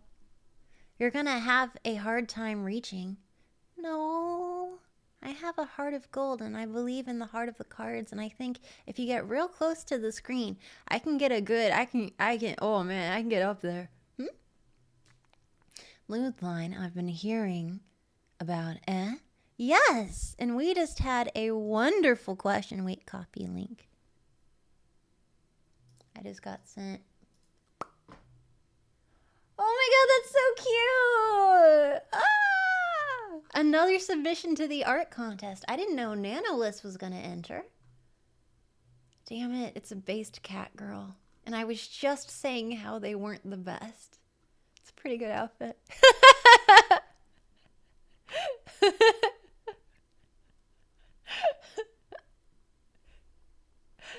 That's a cute that's just a good situation. I like it. Wow, wowzers. Oh my god. I'm just honored that even one person would enter the contest. For realsy. Like, that's Wow. Sorry, I'm getting sidetracked. I'm sorry. So, links and... Oh, yes, it's just... Yes, I'm so sorry. Wait, should we praise Fillion more? Any good news on A Nut Between Worlds? Yes, it's getting awesomer and awesomer as the days pass. There's so many great submissions. I know! I know.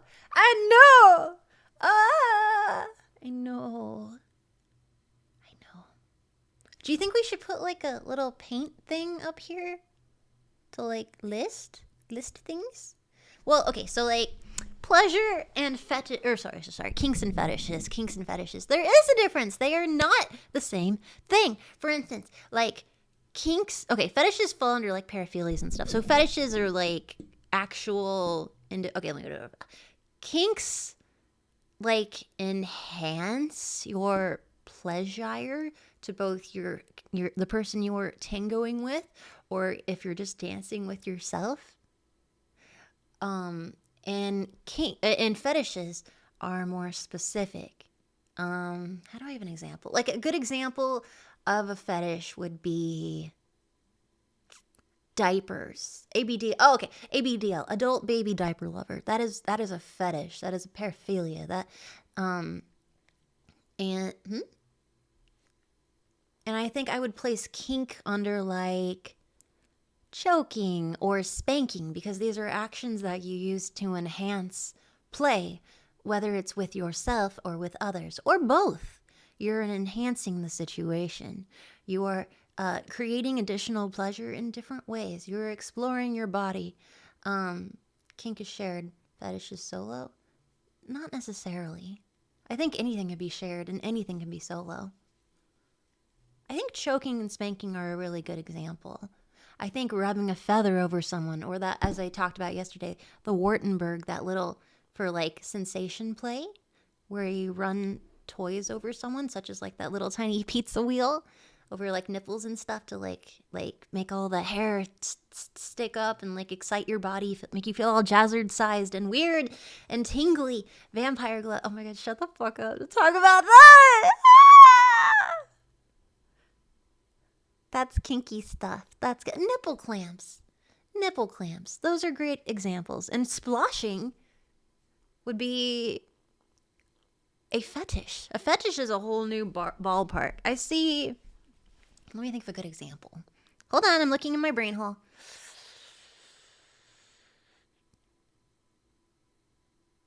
Maybe like going to a library, and kinks could be all over the books. You can open any of them and be like, oh, licking, I'll do that one. Oh, rubbing, I'll do that one. And then you open more books. It's like licking, and it's like Twister.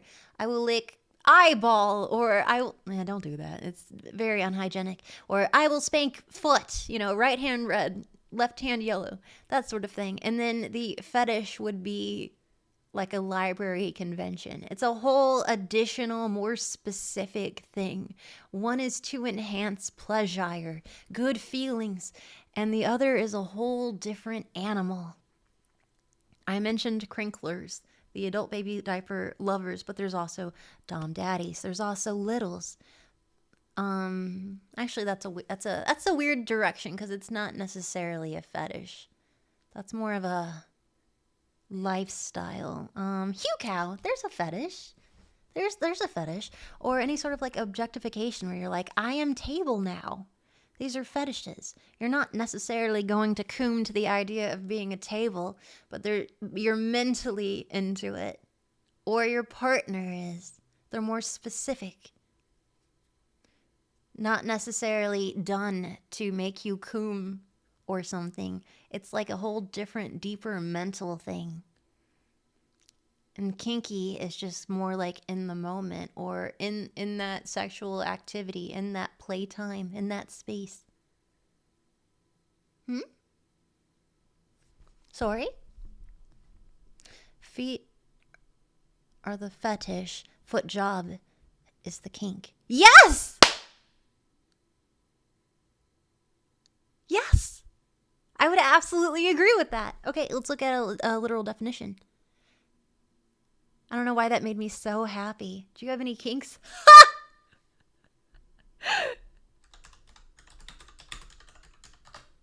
That was a great way of describing it. You get 10 points.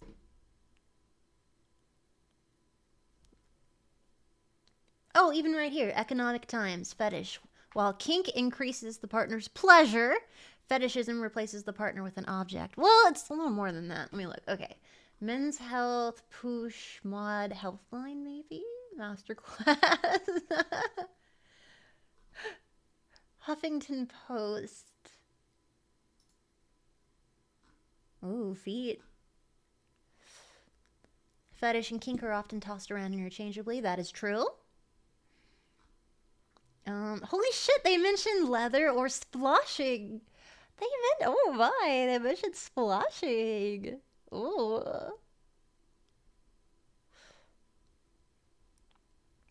Let's see. Oh, that's a whole thing. That would be an entirely different stream. I'm not getting into that.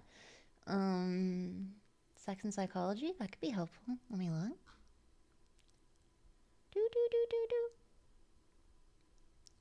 In fact, most people with fetish interests say that they still enjoy non-fetish sex. Oh, yeah. Actually, yeah. How do I go into that? Kink is used as an umbrella term to address a wide range of esoteric erotic interests, behaviors, practices, relationships, and identities. I would absolutely agree with that. It is an umbrella term. Kinkster, kinky, kinks? Definitely an umbrella term. You're in the process of doing what? Splosh is a good word. It feels... what? Splosh feels like a bag of milk. Your face is an umbrella term. I will kill you! What category would Hugh Cow fall in? I mean, like a fetish. I don't know, human cattle? 'Cause... yeah, I think I will pop up the paint.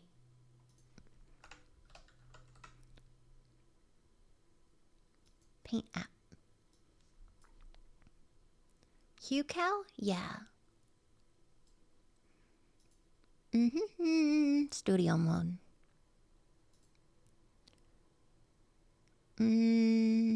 Window capture? That'll do it.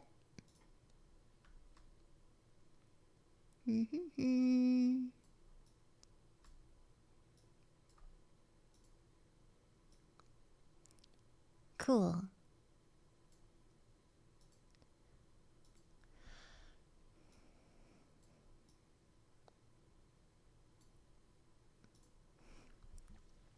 Is Shrek a fetish? Yes, because he would not give me any pleasure. If anything, horrible delight. Thank you.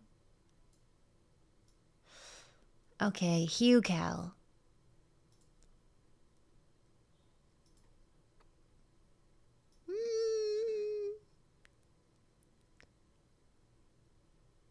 Oh, God.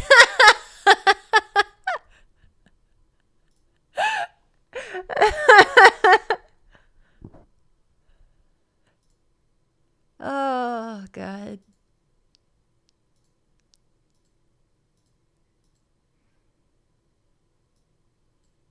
Oh, Mel, I'm not an artist.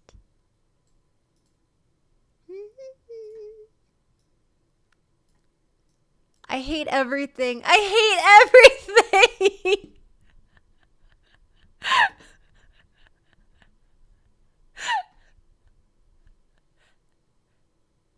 That's right. We're doing Venn diagrams. That's what I meant. That's not a circle. That is the opposite out of all the shapes. Oh, yeah. Venn diagrams feel good.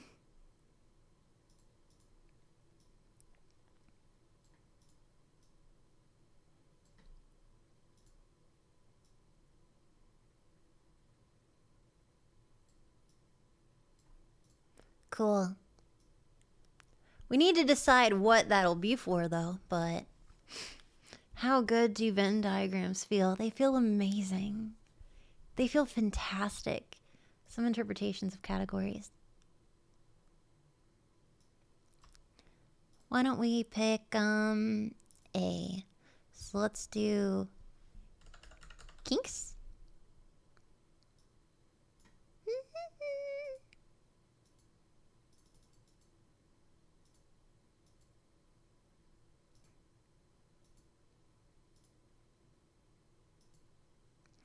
Over here, fetishes. Alright, guys. It's okay, I got the joke, I just didn't get completely missed. What do you mean? Those balls look familiar. They're not balls! What the fuck? Now I'm embarrassed. Hugh Cow, there's a lot of things. You could like, pregnancy. You could have a pregnancy fetish because with Hugh Cow, you have milking. If you're gonna have someone who like literally is going to enact like Hugh Cow, not just in role playing, but literally, they're usually pregnant or post-pregnant, like postpartum women who can be milked and stuff, and both. And if it's just for like sexual gratification and not for feeding an infant, then it is sexual.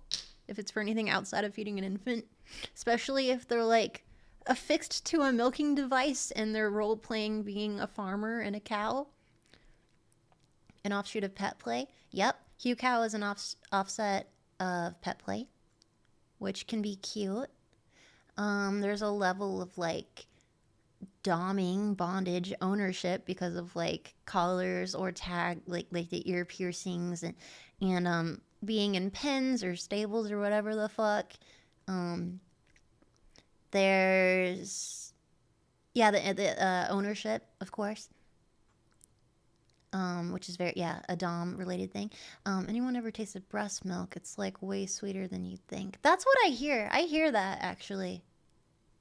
Probably why babies like it, because like sweet is the first sense or a taste that they really develop, which is why children usually hate vegetables because they're bitter.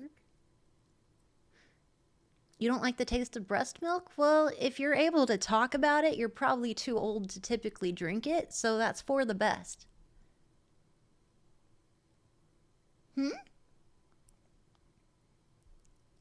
I liked veggies as a kid. Cool, but typically children do not like vegetables. Nipples are literally liquid candy dispensers. It's the hypest shit. Hey, Breechlove, do you have a fetish? 'Cause it sounds like it.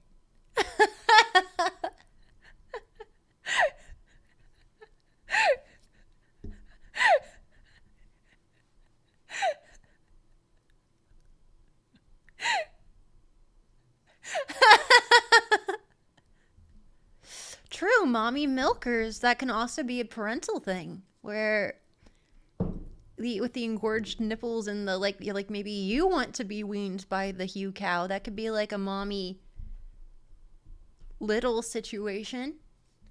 You loved vegetables as a kid? I mean, some of you did. It's just not the most common thing. Hell, there's a Powerpuff Girls episode where they defeat the broccoli horde by putting cheese on them. I didn't hear Mel disagree with him. I don't have a Hugh Cow fetish. I guess I have dabbled in the past, but for different reasons. The only thing that I could take from the Hugh Cow fetish that would align with my values would be objectification, forms of bondage, domination, ownership, humiliation, degradation, role play. Mel a former? No, I just watch a lot of porn.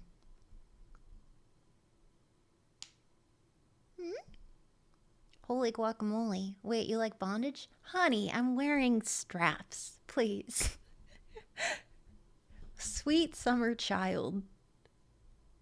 You have all fetishes. That's not true. I'm not a crinkler. I don't like milking. I don't like a lot of things. I'm not a little. I'm not a big. I don't have any sort of infancy type thing. I don't want to be probed by an alien. I don't like bug roleplay. Hmm?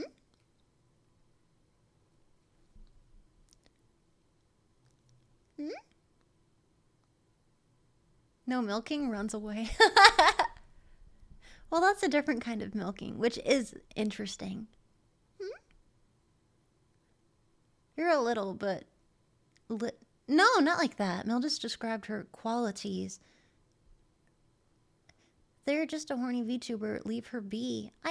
I'm just discussing. No, I'm not attracted to bees. I don't have bee play. What? Hmm? Bugs? Oh yeah, bug is a thing. I discovered bug through hentai.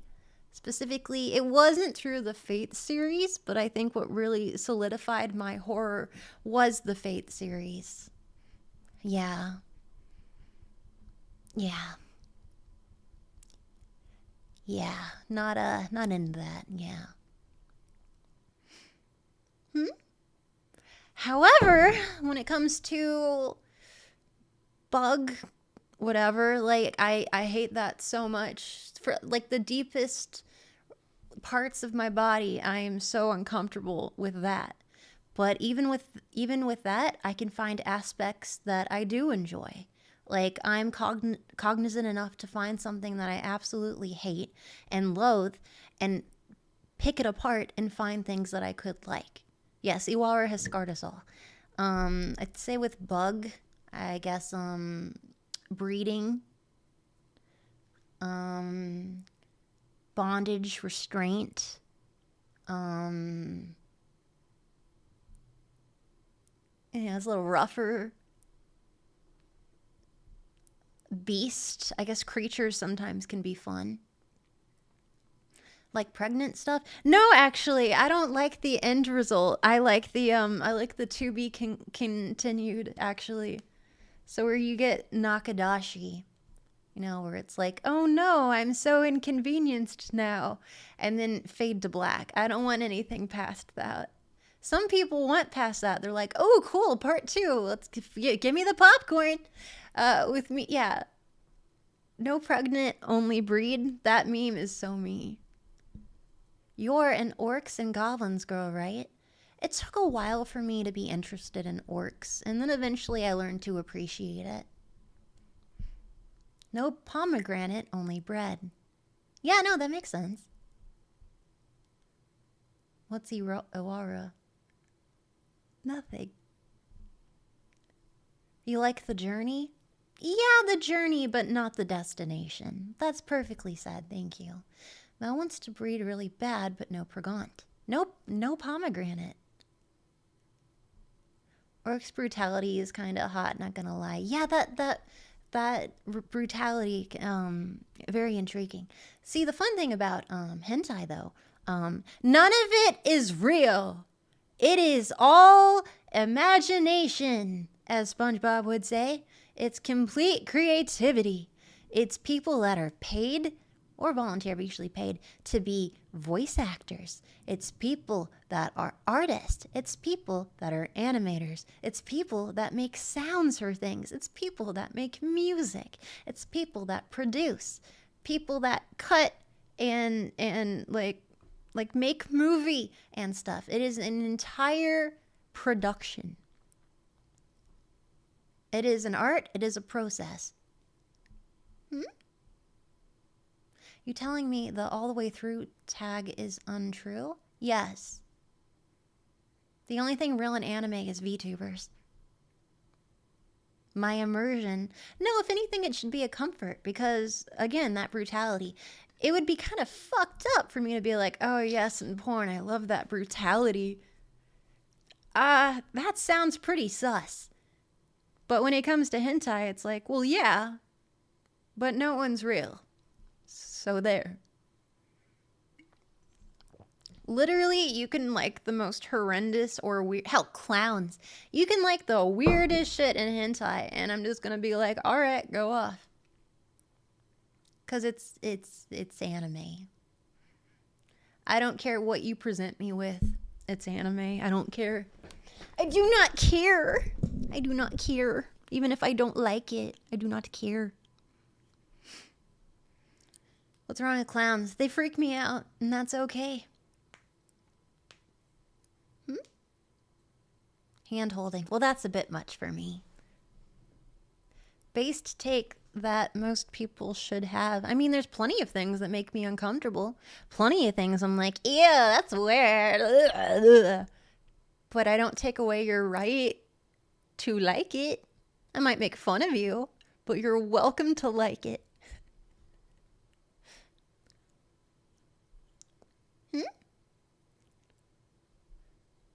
What about IT hentai? What's IT hentai?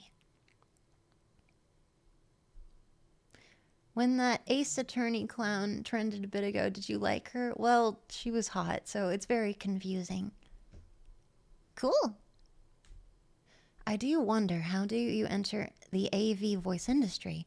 There's just not technically a carry. Oh, well, I mean, there's many adult voice actors, especially on Twitter. And when I check out their reels, it's really exciting because it's like, oh my God, you've done so many different styles. When it comes to entering that field, I would say literally write someone, because a lot of voice actors and actresses in the adult world, and also not just in anime world, a lot of them have their inboxes open. It's great to just ask questions, because some of them would be happy to break it down and explain some stuff. Yeah, actually communicate with other humans. I know it's a scary idea, but you know, some people do it.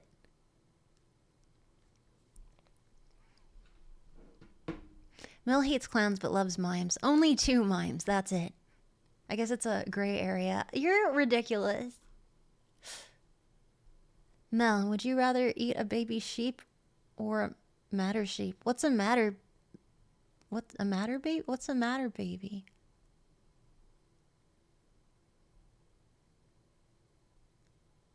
Oh, you fuck. Britis, thank you for $1. So what you telling us is that last fetish kinda bugs you. I will kill you. Then you're doing amazing, by the way. Keep it up, dude. Thank you for being nice and not sassy answering my question, by the way. I figured it was something nice to ask for a pilot episode. Yeah. Thank you for participating. Would you rather eat 10 dead flies or 1 live baby mouse? Neither, you weirdo.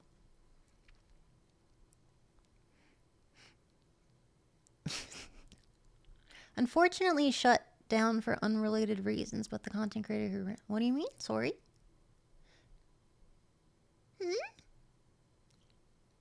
Pardon? You have to pick one. Or I can walk away. That was the secret third option. What's your opinion on reverse Riona? Riona! I know this word. Is Riona the kind of sad, gross thing? I'm trying to remember. My brain is saying that Riona was a sad thing. Like, really sad. Torture. Bro, I'm so good at knowing everything. I'm proud of myself. No, I'm not into that. Thank you for asking. God, do I just know everything? It's amazing.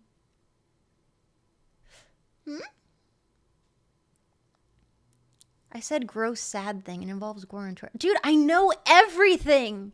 I know everything. I am a god of hentai.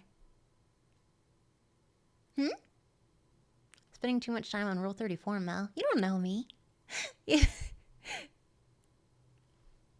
Yeah, I'm good. Thank you. I just ate. But thank you for the offer. I'm good. Thank you. Yeah, there's some areas of hentai that make my skin crawl. There's some areas of hentai where I've like cried and stuff. There's even been 2 fan arts about me that were Riona and made me so nervous that I turned off the computer. However, comma, you know what? Like, if artists gonna art, you know, draw what makes you happy, you know? But maybe don't tag me. But yeah. Internet gonna internet. It's true. Even if it's something I hate, I still think you should have the right to do art.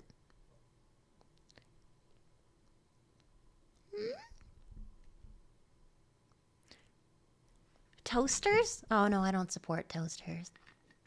What about your Discord? I mean, there's rules in my Discord. Like, you can't just post anything. But if you're gonna make some odd Hugh Cow Melly porn or whatever, like, that's probably fine. Yeah, that's fine. Sad Mechanicus sounds too late. Posted a toaster. You monster. What is Hugh Cow? Hugh Cow is like human cow. And it's normally like a cowgirl. Sometimes it's like a cosplay, but it's usually like the girls you see in anime and stuff, where it's like, oh, you're like half cow, half girl. And oh, actually, a Hugh Cow I remember from anime. Her name was like Melly or Milfy or something. It was in Lottie's Toy or something, and like her servant person, like one of the, I guess she was like a princess, was a Hugh Cow, and I remember her being like, I want milk for my cereal. Go, or Elfie? Effie? It was Effie. She's like, I want milk for my cereal. Fetch Effie. And she's like, oh, okay, here's your milk. Ooh, ooh, oh, not so rough. And I'm like, God damn, anime, why are you like this? Why are you like this? If it's a sexual thing, they should probably do it privately.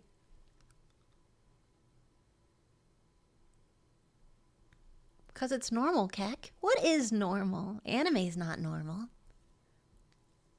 Because you... Oh, my goodness. Cereal is good with cow milk for the sauce.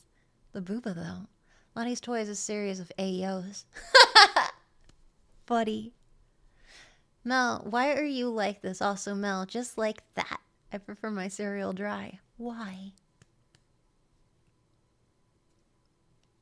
Breastfeeding in public should not bring shame. That's a whole debate. I'm not getting into that debate. That's a whole thing. That's a lot. I'm not getting into that because that isn't a fetish thing.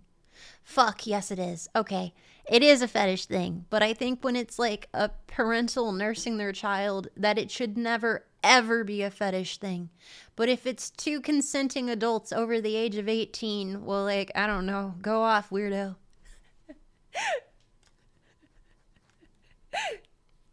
Baby want Baba, it's fine, you're 22. Like, go for it.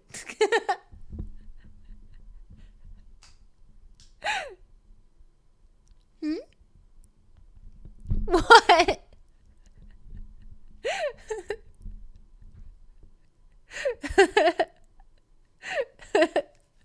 It's a Homelander moment. Perfect. There you go. Great example.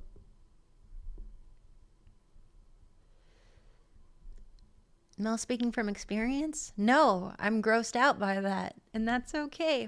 All of our feelings are valid. I can be grossed out by that. No worries. Do. A lot of people are grossed out by things I love, so I get it. I'm grossed out by some things that I love. You know what? That's life. Do. Oh, shit. This is continued on. There's Coom. Oh, shit. Oh, God, it kept going. Oh. Okay, I think this is where we're last off. Okay. Not a love or sex related one, but in my defense, Mel said it was general questions back in January. Damn it. Mel's grossed out by us. How wholesome. Ah! One man's yuck is another man's yum. That's fair. That was horribly put, but thank you. That was applicable.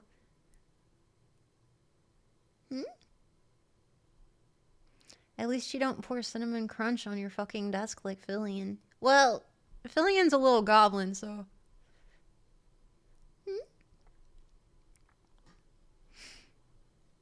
Mel's such a degenerate. No, I'm not! Man. Bro, I was talking about it with Fillion this week. She said, what are your fetishes? And each time, she said it was lame. Bro? I am so offended. I'm still scathing. She said all of my fetishes were not based. They were lazy and lame and not imaginative. I went through my grossest beloved fetishes, and she was like, I'm hurting deeply. She scarred me emotionally this week.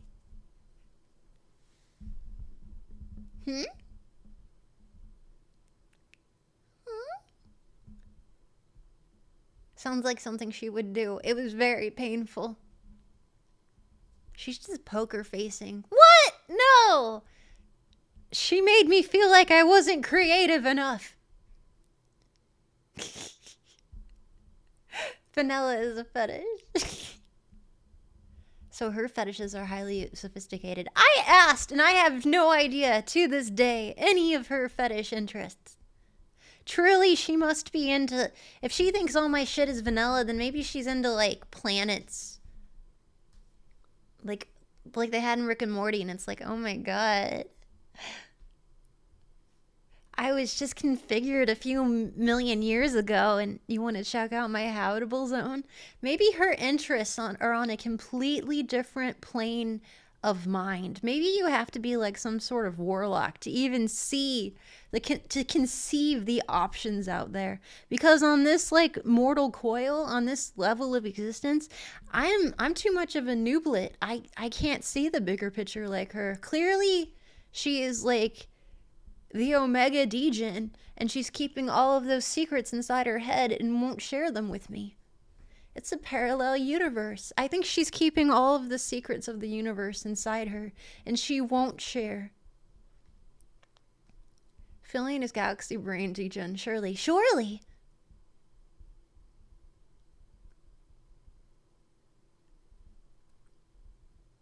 What's a crinkler? A crinkler is a slang term for someone who has a diaper fetish.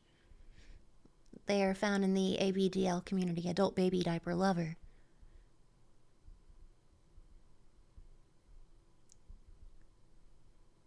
I doubt she was trolling me. I think she's just a wizard. That's a thing? Yep. Yes, it is. Repressed virgins. Virgins are the most creative, I would say.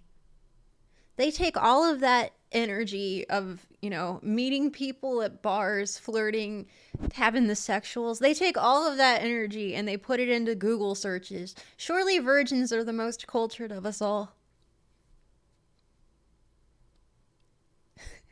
Billion's a brat. That's fair.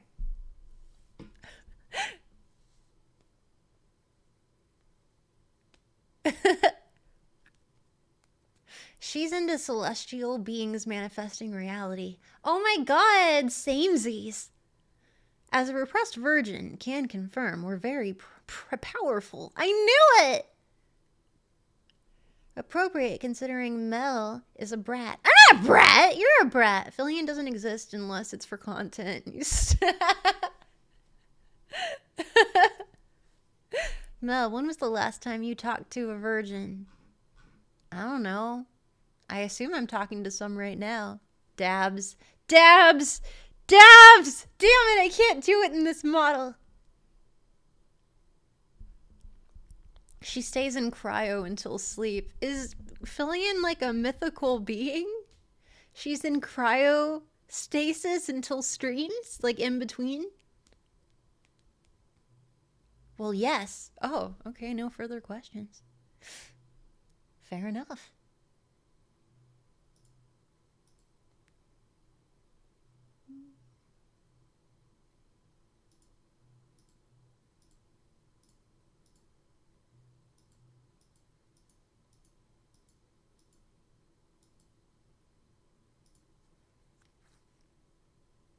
Shit.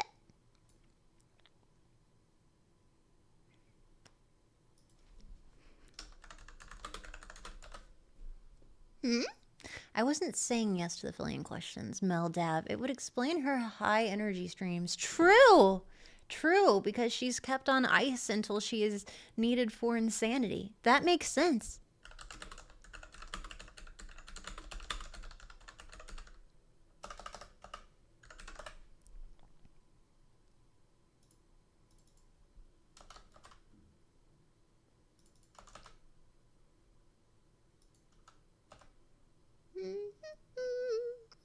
need to mute that.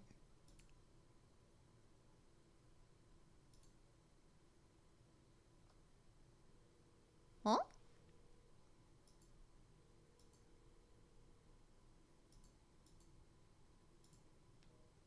Ow, that hurts my ears.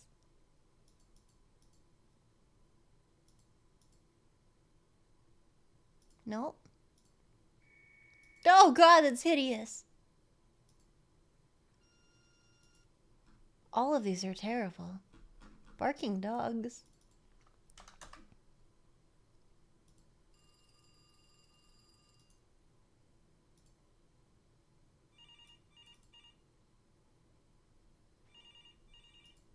These are all terrible phone sounds.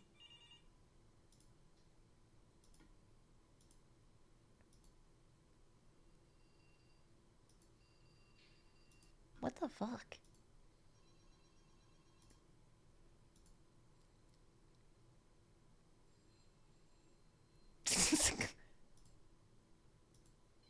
Perfect, found it.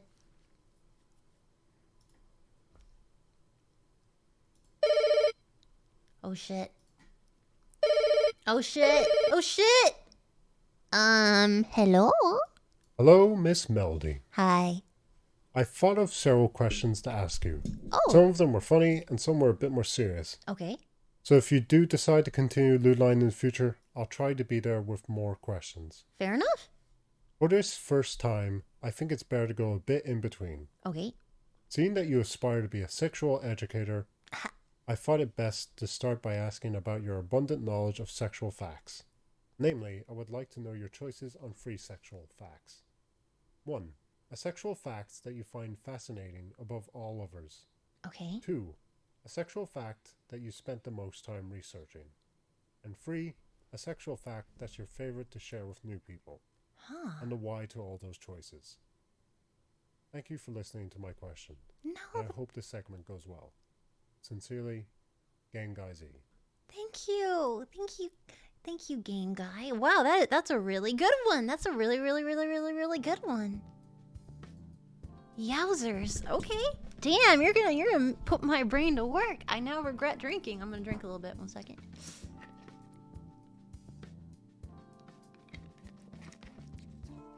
Let's start with one that I've spent a lot of time. That I've spent a lot of time researching the most.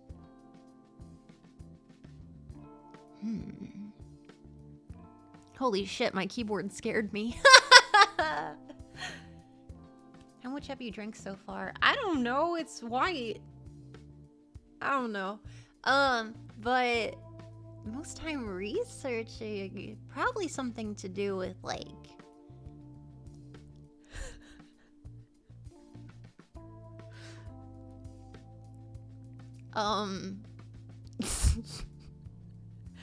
Mel, it being white isn't a volume. Oh! That's true.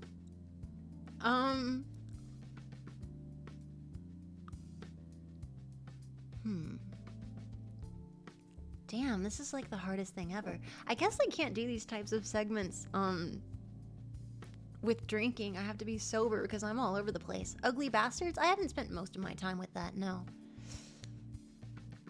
I guess just like various, ways to inflict pain. That sounds really bad. Or, you know what? I spent a shit ton of time trying to find the weirdest toys. Actually, that's probably where most of it went into, is, trying to find bizarre toys. Shota? I'm not into Shota. I only know one person. Regrets drinking, proceeds to drink more. Well, I mean, it's there. Yeah, inflict pain and receive consent. Well, I consent to myself expressing pain upon myself.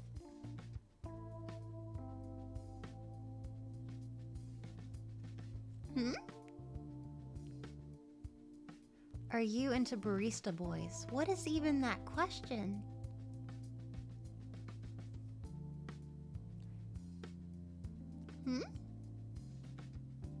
It's like It Hurts So Good comes to mind. Well, usually it hurts so bad, but for some twisted reason in my brain, I like it.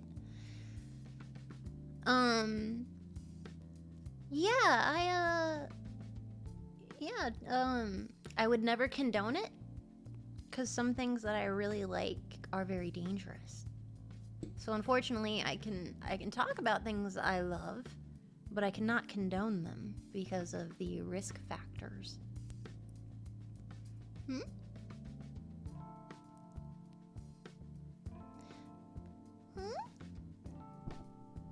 Yeah. Do as she says, not as she does. Thoughts on Cest? I mean, I love roleplay, and if they're not real, sure.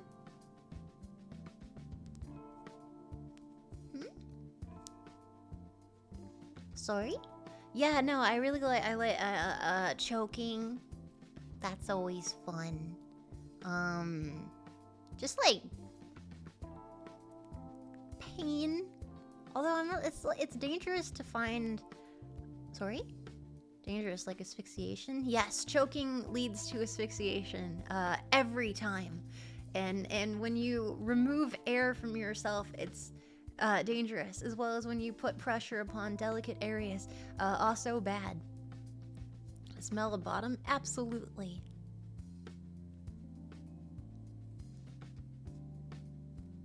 How do you manage to do that to yourself? Very carefully. Do be safe with such things. Yup. When was the first time the pain felt good? Oh my, that's a question.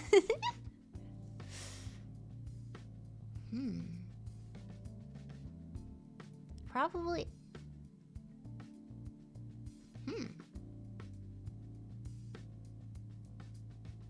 Oh, I guess I do remember.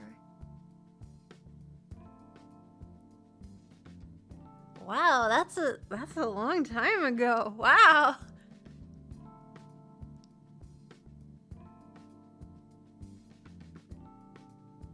Huh. Are you a pillow princess then? No, I'm just lazy. Core memory unlocked. Oh my god. You unlocked a memory. What a strange.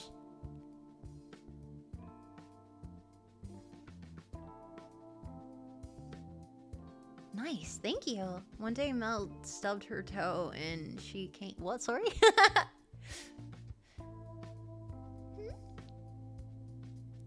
Are you strictly bottom? I feel like I would be a poor top.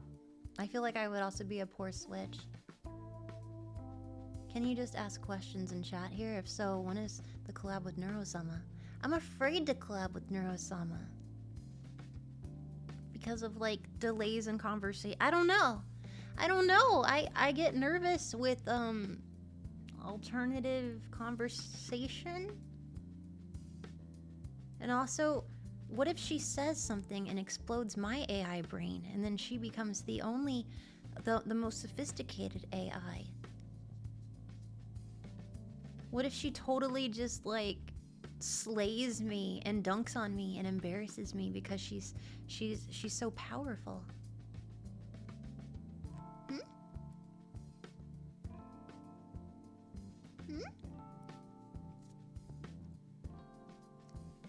Bonus?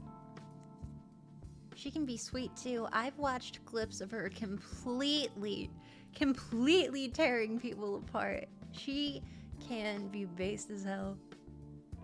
Too dank. She dunked on Cottontail. No, she's really cool. I like her. I guess if she'd want to, that'd be cool, man. She's annihilated people. I want to be annihilated by Neurosama. That sounded really inappropriate. She tore up Kiara.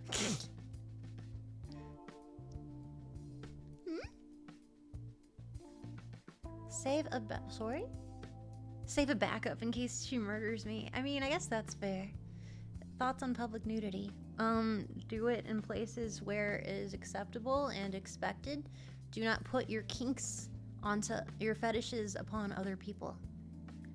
Do not impose your fetishes onto other people. Do not impose your fetishes onto unwilling participants.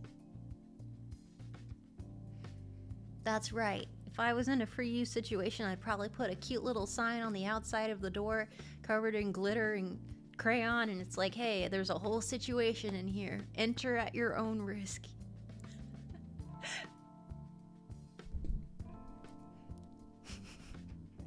Consent is sexy and mandatory. Save the nudity for the nude beach. Again, a place where it is expected.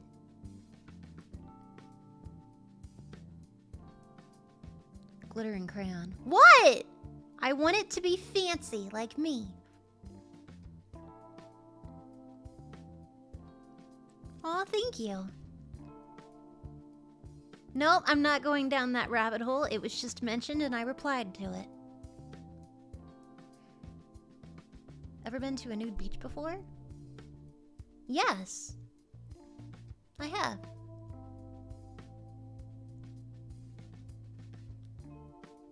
Wait. Water balloon. Wait. If I was tied up and I'm like, ooh woo, you would pelt me with water balloons? That's so fucking mean. I didn't know that was an option.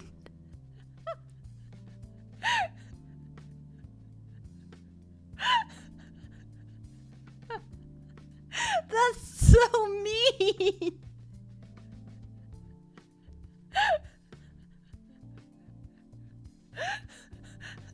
That's not where my mind went. That's where their mind went. You rude ass. Silly string. You're in a fucking silly string me? That's like taking like spray cheese. Bro, that is not how I expected that night to go. What is wrong with you? Maybe it's a kink, Mel. I'm gonna cry. God. I'd rather dump ice water on you. You're gonna ice bucket challenge me at my birthday gang party? Really? You're gonna do an ice bucket challenge and leave? That's fucked up. All right, lads. We got Mel in that room. She's all tied up and naked and vulnerable. Okay, guys, you ready? You ready? She's asking for it. Oh, man, go in there. Ice bucket challenge. Ice bucket challenge. No. What an ass. Throw her in the pit, boys. What?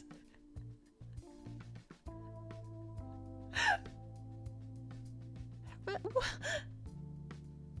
Honestly, the best idea possible. This is not how I expected the night to turn.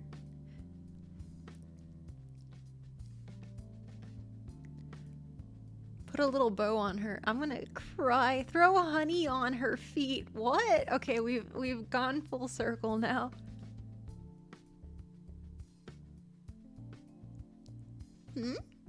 Ever been egged? You want to throw eggs at me?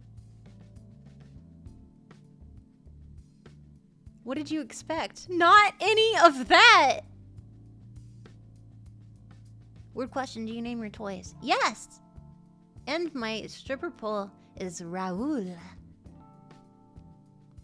Are you serious? They sound like it. Okay, so stuff I researched the most is finding weird toys across the world. Some of the weirder ones I found were through Kanojo. And then, okay, so that was one of them, and the other two were interesting, sexy, fun fact. I'd say what we started the stream with, talking about aphrodisiacs and how it's less scientific and more based on lore, like from culture to culture. And what was the first one again?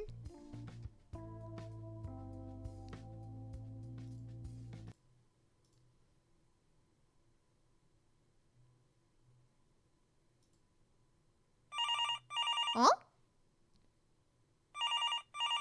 Oh, I think he's calling back. Hello, Miss Melody. Hi again, hello. Could you repeat yourself? I have several questions to ask you. Exactly, some yeah. Some of them were funny, and some were a bit more serious. No, that's true. I remember. So if you do decide to continue LewdLine in the future, I'll try to be there with more questions. Oh, no, I recall. Thank you. For this first time, I think it's better to go a bit in between. Okay. Seeing that you aspire to be a sexual educator, I thought it best to start by asking about your abundant knowledge of sexual facts. Namely, I would like to know your choices on free sexual facts. Okay. 1. A sexual fact that you find fascinating above all others. 2. A sexual fact that you spent the most time researching. Okay. And 3. A sexual fact that's your favorite to share with new people. And the why to all those choices. Thank you for listening to my question, and I hope this segment goes well. Your choices on free sexual facts. 1. A sexual fact that you find fascinating above all others.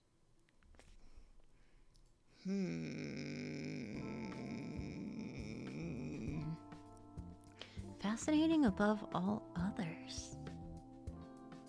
I mean, I've talked about sexual fun facts constantly.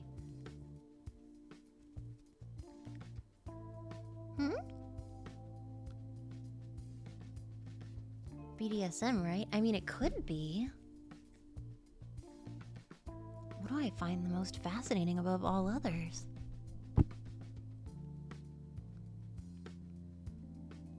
Denial play? No.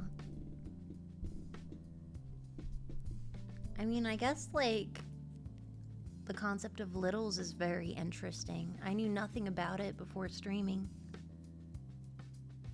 Public humiliation? Oh yeah, I love that. I love that. I love those videos. It's always a dark room and they're having a party. They're always having a party. I guess the first time I got interested in those public parties was in a movie called Eyes Wide Shut. I didn't see all of it. Like, I think I was little and I saw it like on TV, but only like that one scene where they were at this like giant like mansion party thing, and all the people were like naked, wearing like masks and stuff. And doing things. Like, I feel like I only saw like 30 seconds to a minute, and then I like kind of dipped out because I'm like, there's a lot of stuff going on. I don't get it. It's weird. And so I had walked away, but something about that was formative and very interesting. And then many, many, many years later, I saw a movie specifically on the HBOs, and it featured like people who worked at like a kink club, but also wore crazy masks and did things in like a group and stuff. And I'm like, wow, this is that thing from that movie.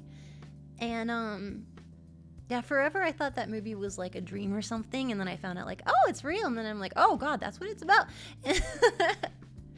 Was it for real? Neither of them were real. They were just movies. But after seeing that, I thought like, that's so interesting. That's so cool that, like, birthday parties are a thing, quinceañeras are a thing, bat mitzvahs are a thing, weddings are a thing. Who knew parties can come in other ways, you know? And, the parties can come in other. And, then on the interwebs, I found videos featuring such a fact. Many videos featuring parties. And I don't know, I like a good dialogue, I like a good backstory. I really like the ones where they're in a chair in the beginning and they're like, hi, my name's Lisa. I'm getting my master's in chemical science. This is my 4th scene this month, and I'm really looking forward. And then the outro as well, where it's them and then like the other people that were involved in the thing, and they're all wearing these cute matching robes, but like she has like all her mascara like down her face and stuff, and everyone's just sweaty, and they're like, so how was that? And she's like, well, it was a lot of fun, worked with some new people today, chipped a few nails and stuff, and I think we're all gonna go get shawarma later, I would say. Yeah, that was a good time. And the middle part is the literal event where people are, everyone's dressed really fancy, like to the nines and stuff. And then there's just a series of naked people who are there to accommodate. And something about that is so interesting to me.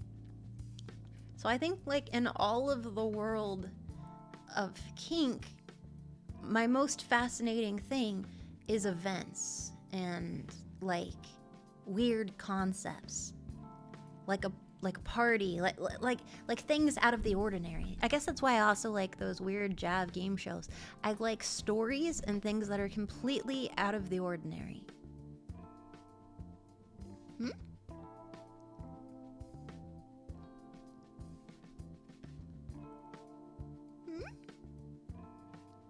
How about convections? What's that? Sorry. You DM at events often. I have seen some shit. Ooh, do tell, degenerate. Do tell.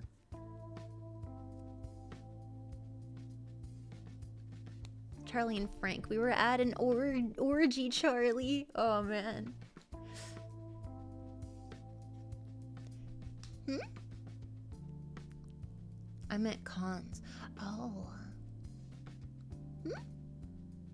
So yeah, that's what I find most interesting is big events, big complicated things that are very random and very strange. Something where you could be just like, I don't know, even like in the suburbs, and then you go down an alley or something and you open a door and you're just like jaw on the floor by what you see. That's the shit I like looking at. I guess you could say I'm a sexual explorer. I'm Indiana Jones. Too much to even try to type. Dungeon events can be fun, and it's not all sex. In fact, many are not. Exactly! Thank you, degenerate. Daycare. That is true. I guess that is a misconception. That is a I guess we brought it up so many times, but that is a misconception when it comes to BDSM and the kink community. It is not all about sex at all. I think finding that at those types of things, few and far between. You're a sexual grave robber? Well, that sounds terrible. Thank you.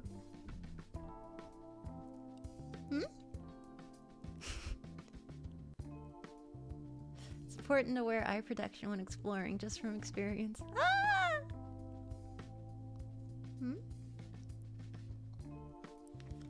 Yeah, a lot of it is so emotional and mental than necessarily physical. And if it is physical, then not so much like penetrative. A kinky pizza party? Aww. Where everyone's tied up. It's a lot of mind games and a lot of trust. It's a lot of give and take. Don't jump straight to the full thing. Start with something smaller, like trainers. That's true.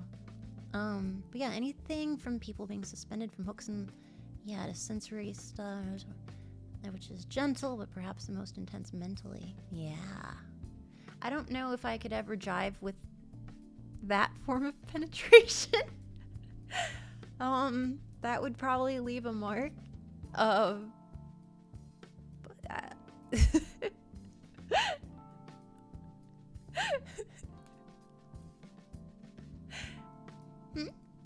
How do people even have the mindset for kinky stuff? Oh, well, I mean, that's my mindset. I like kinky stuff. That's how my brain works. Oh, shit. Let me check something real quick.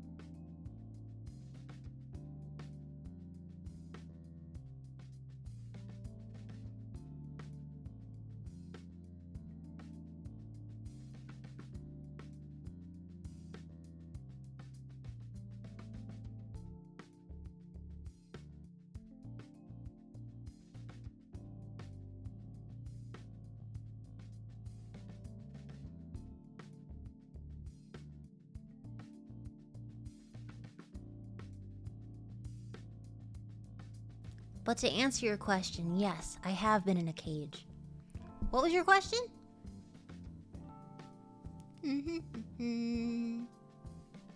Opinion on sounding? No, thank you. Have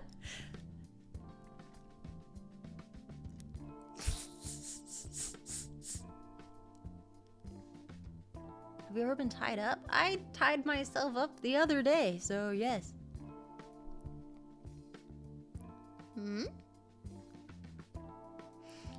Is causing big O's on a partner over 20 times in a row until they are physically and mentally exhausted a kink?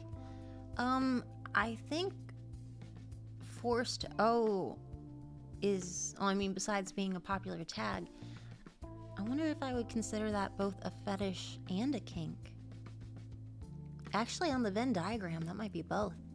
Because if it's a kink in the sense that it is bringing them to pleasure, both you emotionally and mentally, and them emotionally, mentally, and physically, but also a fetish because of the domination aspect and control over when they reach a certain state of arousal and like getting over that hump and like to the complete arousal to completion, like getting there or not, you are completely in control.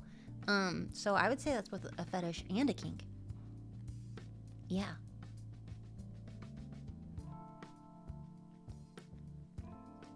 What do you think about? Yeah. No, thank you. No, what if someone does blurg with me? What I do? Wear a condom? Be vocal? Communicative? What? Feeling good, Mel? I'm feeling good. Thank you for asking.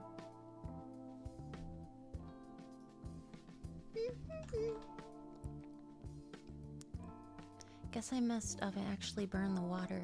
If you burn the water, wouldn't it just disappear because of physics?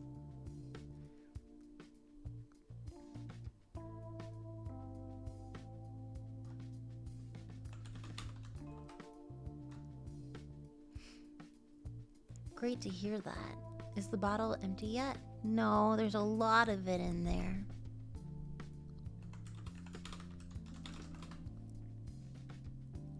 Huh? I wonder how many kinks involve guns. I would never, ever, ever condone that. Same with like any other weapons. As I was told by a friend who is a knife smith, knives should not be implemented into... Knives are not a sexual thing. They're a thing used for very specific purposes. However, a dull knife could be implemented into sensation play. And I know like props and stuff, some people like a more, like I think props are fun. Some people like more intense scenes, and scenes is like a period of time, not like time, I guess, like, scenes, how do you explain that degenerate? Like a scene, like a fetish scene, a kink scene. Those little protected spaces where you're in your zone, doing your thing, and people should only enter them if invited. It's like a tiny play that you're putting on, all the actors. Is a kink scene literally just a room? Well, you could be in a big room and there's multiple scenes going on, but it's like there's like invisible force fields around them. Play space? Yeah. Scenario. Yeah, I could see that as role play. That would definitely be for more intense ones, incorporating a weapon. I think maybe like a prop weapon, that could be interesting. You know, because like if it's made out of plastic or something.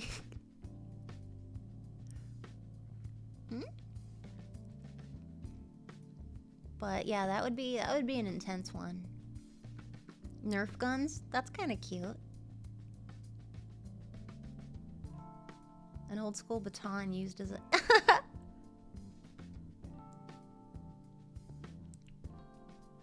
Do they have people there ready to do the deed with you, or do you usually...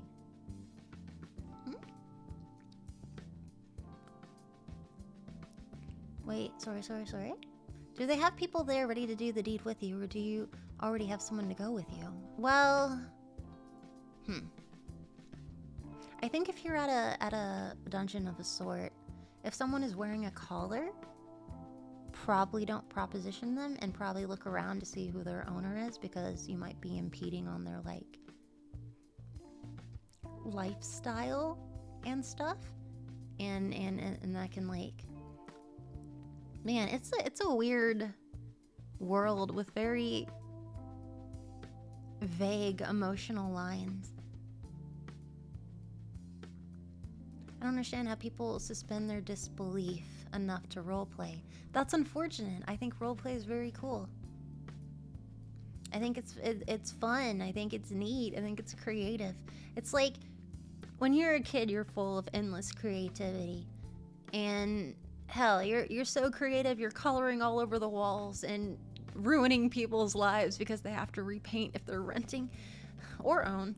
But as you get older, you're less likely to draw all over the walls unless it's for a specific reason. As you get older, creativity starts to fade away. Your imaginary friends they don't come back usually, and you sort of lose that spark.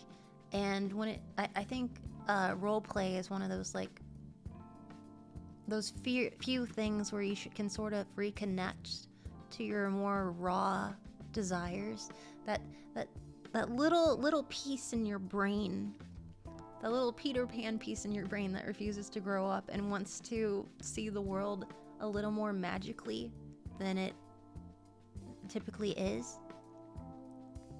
A little spark in your brain that even if the universe like is sitting on you like a Snorlax and stuff and just won't get up, it's like,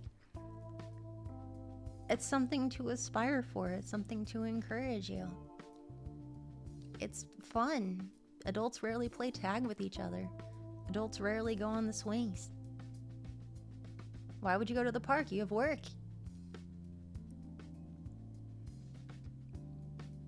Yeah. Roleplay lets you escape wherever you are and go anywhere you'd like. And items that you can implement into it just makes the story even more tangible. For instance, those prop weapons for more intense role play or like impact play or like psychological play. That would probably fall under psychological or sensation play, depending on what you're using. Prop weapons do be fun at cons, though. Oh yeah, like you got one of those dilly womps and you just punch your friend on the head, like fighting someone over a giant vat of Jello. Con? But yeah, not everyone is into the more intense psychological shit. But yeah, like your roleplay scene, that's between you, yourself, and whoever you're consensually involved with. You put on your robe and wizard hat, nice. And again, don't involve other people in your scene unless they consent to that.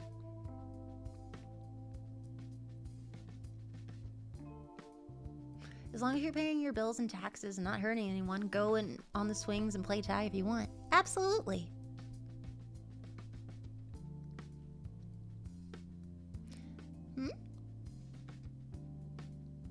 Aftercare is important. That's true. And pre-care, like before a scene, preparing for it, depending on the intensity, especially if you're going to do like flogging, like whips and flogs and stuff, or like some sort of like bondage type thing, or like sadomasochism, or just like where someone is in like a position of power over you because you've granted that position to them. That's very emotional. That's very psychological. Can be physical. And so you have to mentally warm up. You have to talk about what is going to happen in your play space. You have to talk about safe words, your expectations, your boundaries, and how far you can maybe tangle outside of that to see if you can push yourself a little bit, and just really gauge that and prepare.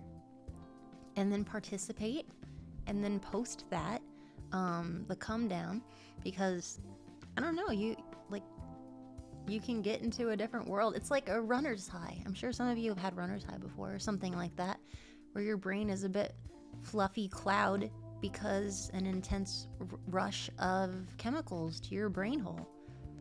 Same with that. You can get so heavy into a scene that it causes like a physical, emotional, mental, chemical reaction. And it can be overwhelming and it can make you very vulnerable. Some people can cry a lot. Some people get the giggles. Some people get shivers. Some people feel like overheated. It can be intense on the body depending on what you've been doing.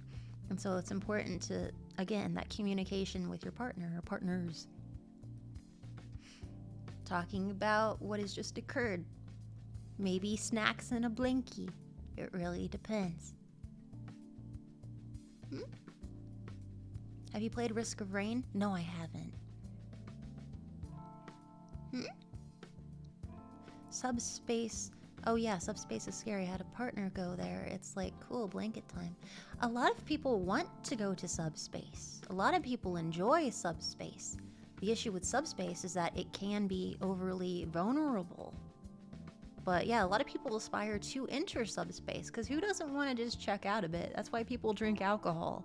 That's why people smoke. Who doesn't like a little escapism with like pleasant feelings? Of course, it makes sense. Who doesn't want to go to space for a little bit?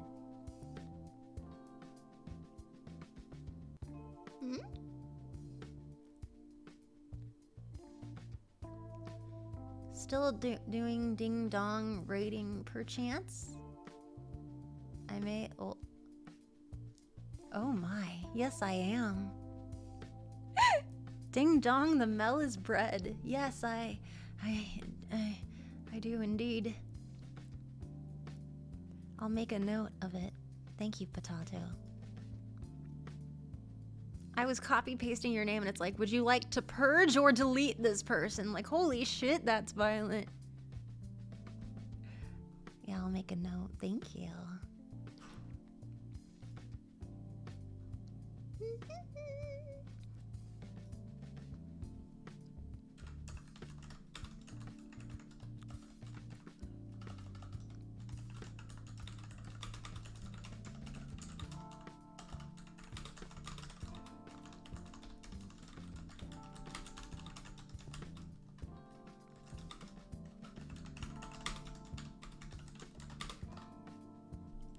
Nice. Thank you. In the name of the Emperor, let none survive. Oh, that's unfortunate. Damn, Mel can type pretty fast. No, I can't. I'm a walrus. I think I covered those. Let me see.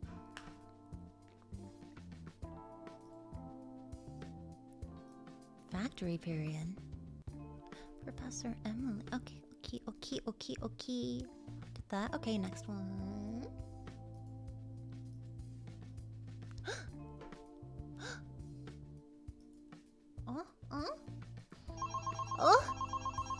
Coming. Okay, you're on the line with Mel. Hey Mel, Remy. Short-time lurker, even shorter-time supporter. I'm not a public speaker, so I already made a few of these and messed up quite a bit. I finally got it right though, I think. My questions are, what has been your favorite adult game in the past? Whether it was during recording or just offline? And what adult game are you looking forward to in the future? And no, it can't be the Projekt Mel game. Looking forward to that one. Keep being you, Mel, you nerd. Rude ass! Well, you... Damn it. Why can't it be that why?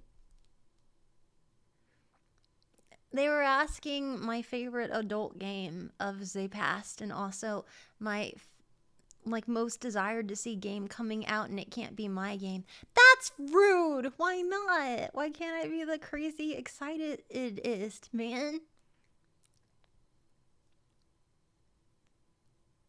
That wasn't British. That was Remy. You have a game? Mm-hmm. A henty game. Mm-hmm. I'd say my favorite's Dona Dona, and Honey Pop 2's pretty... God damn it, Alpha. There's so... I do have fun with photopics. I'm sure there's so there's always a nostalgia for Slave Maker because it's like such a piece of shit game. No offense to the devs, but it's like clearly they're like copy pasting like the image of like I don't know someone from like Ranma or Love Hina or like it's really really old.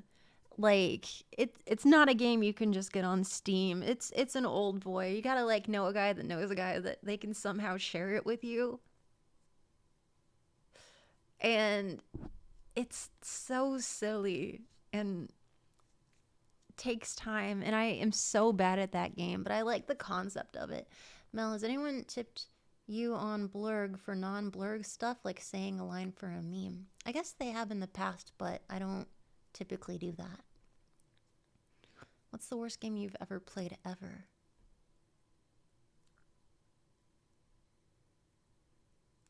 I don't know.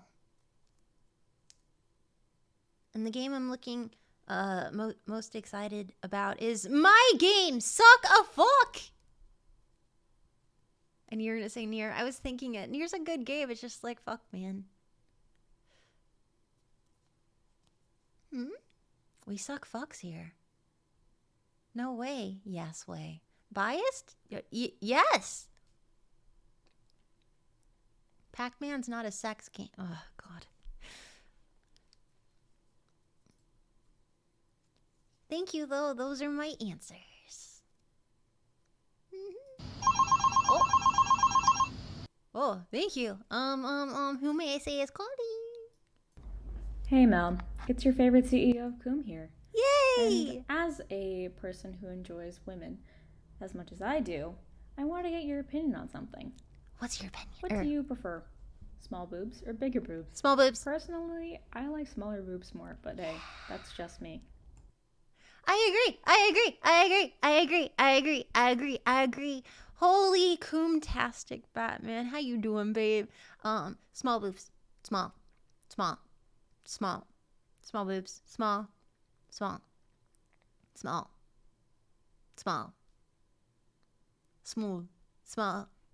Why? I don't know. I like a surfboard situation and some fucking ass, man. Got that ass. Got them thighs. Ha. Yeah. On the front, you can just sleep. You can sleep on the front, and there's not a whole situation. It's like a warm, like tatami mat or whatever the fuck. And then on the back, it's just like one of those booby pillows I have or something. It's just like there's so much going on. Nothing is hotter than the small of a back followed by a badonk on like a lady. Something about that area is my favorite. I'm pretty indifferent to the top. Just put it on the butt legs, that whole situation. That is where I praise my queens. Right there.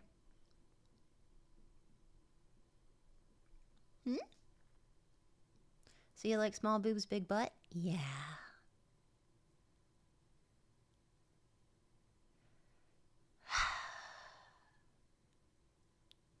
So you like yourself. I mean, I guess I do qualify for such descriptors.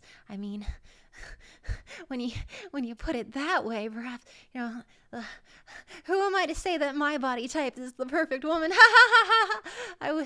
That's coincidental, really. Yeah.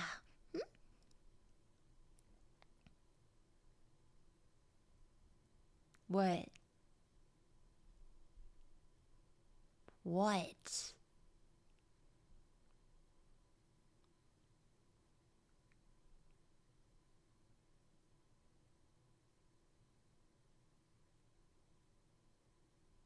No.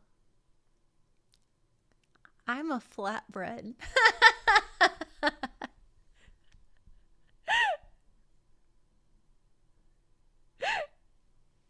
I'm a flatbread.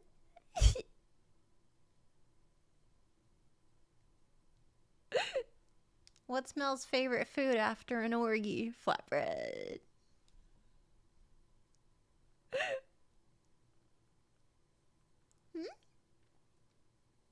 Mel's Bakery only bakes flatbread. I will kill you. Sign the petition, damn it. We want a boob poll. Jesus Christ! Mods, if you want to make a boob poll, you're welcome to it, but everyone will be wrong if they think something else than me. Thank you, Coom, babe. I agree. Small, babe, small. Oh, coming. Oh, okay. Oh, hi, hello. Oh, coming. I got it. Stop calling! Hello? Hi, Mel. Bus rider. Hi. Here. My question to you is this. What are some of your go-tos for when you're in the mood to enjoy yourself, shall we say? You know, tags, doujins, videos, any of that sort of stuff. What's the thing that you go to more often than anything else? And just so we're being fair, one of my go-tos is you. So, looking forward to hearing your answer, Mel. See you later. Oh, shit. Project Melody is a weird way to say Liz Vicious. Well, that was the biggest compliment ever. Thank you. I will try not to cry. What?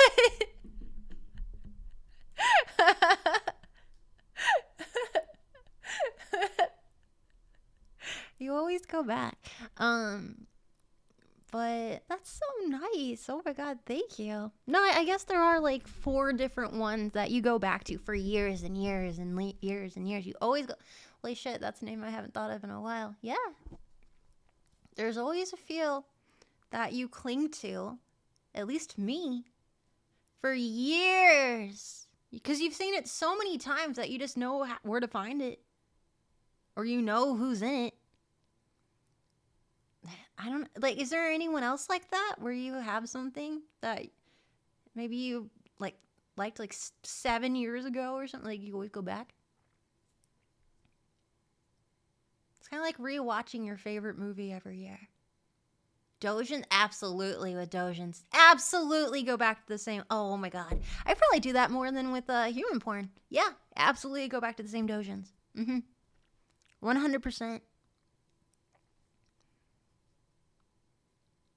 I mean, who doesn't go back to Victim Girls? I'm just saying. Yeah, I'd say with Doujin, there's a few that I'm just not gonna say because I'm depraved. But I really like Asanagi, of course. Sometimes I go for more. No.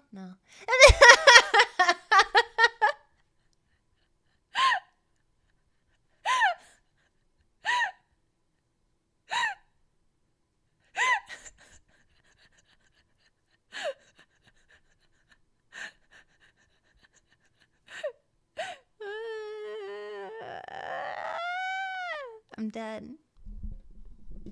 Nope. Wasn't there one that's super banned? There's a lot of things out there that are banned. Why do you ask?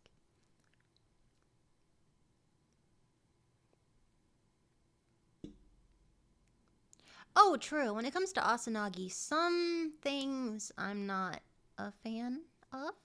See, that's the thing. When you get more and more down the cultured tunnel or whatever, you can learn to not be fazed by things. Like, there's a lot of stuff that I really appreciate, and there's always that part that I skip over. There's always that part where I'm like, I want that and that. The rest of it... And that takes a strong person. I think some of the strongest people out there are hentai appreciators or just porn addict type people. I think they're some of the strongest people because they can look at something that truly grosses them out, that truly upsets them emotionally, that truly makes them uncomfortable, but still go back to it year after year because you really liked the ending or the beginning. We're a strong people. Yeah, you're strong. They can't take that from you.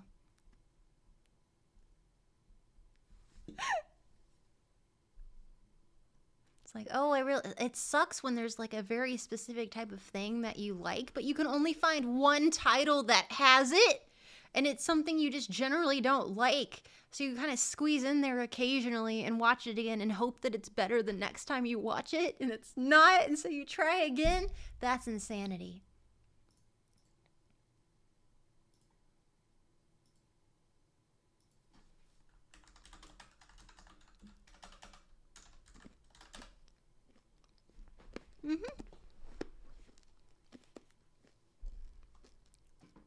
Checks out.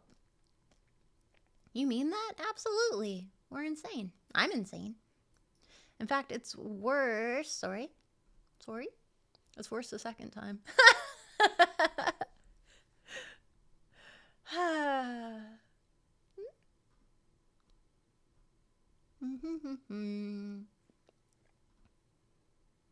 Hi, Mel. I'm too shy to call in, but what's your first, oh god, I'm such a bottom moment? No! I cannot. No. No!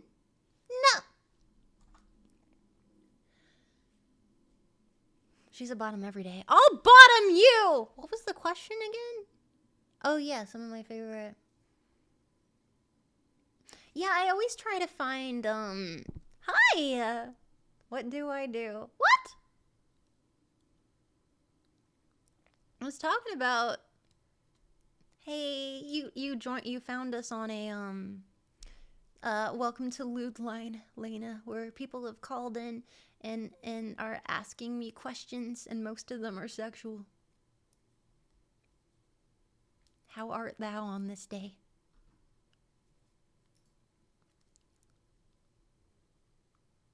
Hi.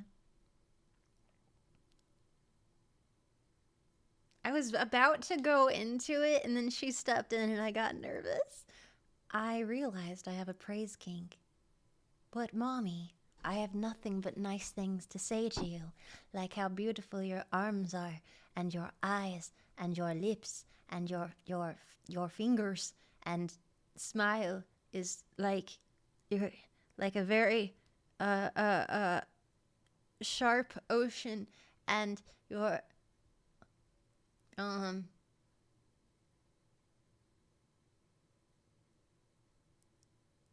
don't want to be creepy. How do I praise goth mommy without being too creepy? The fuck is a sharp ocean. It's like I mean, she's a demoness. So she's gonna have like sharp teeth.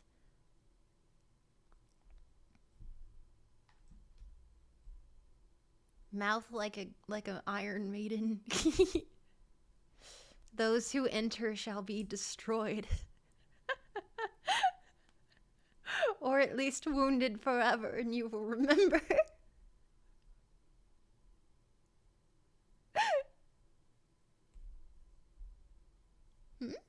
Worth the wounds? Oh, definitely. Absolutely. Not even a question. Destroy me. I have nothing but praise to give you. I scared her away.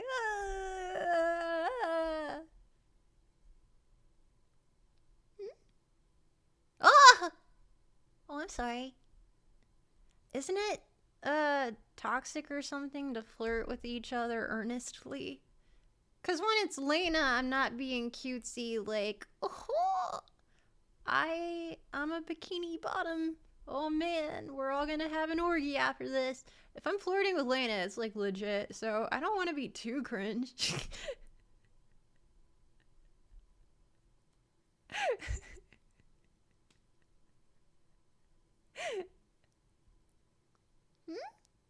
What? Thank you. I mean, you brighten her day with a little praising.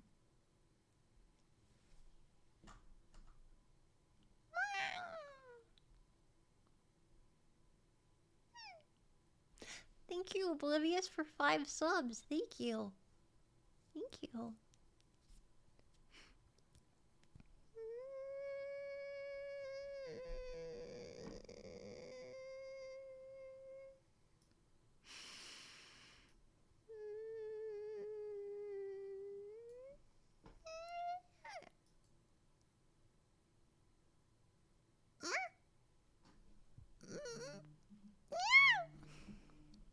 I'll be right back.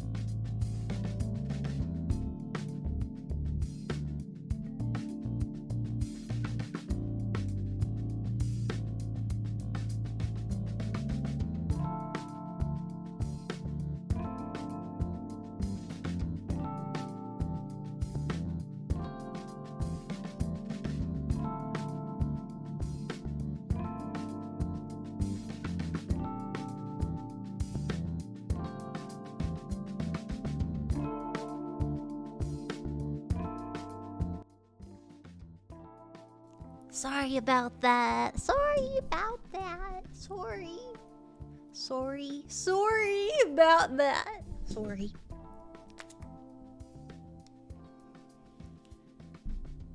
Hi.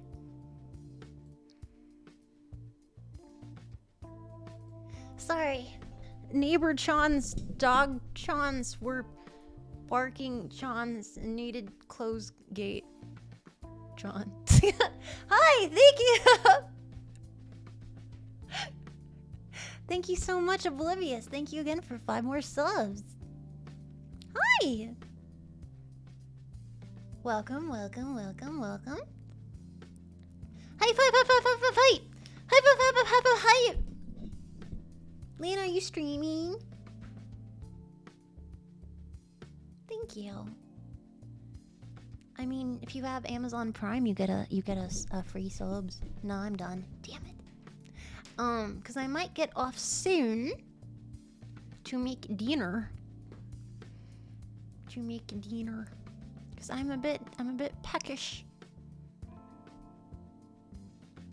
Alrighty. Nah, yeah, I want to relax. Oh, cool. What are you gonna do?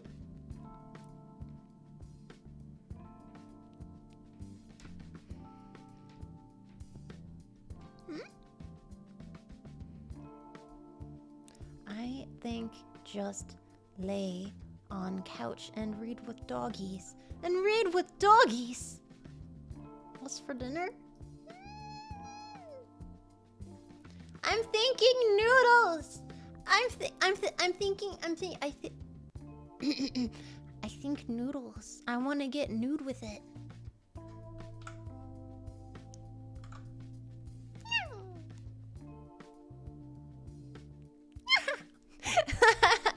Send nudes. Careful, I might.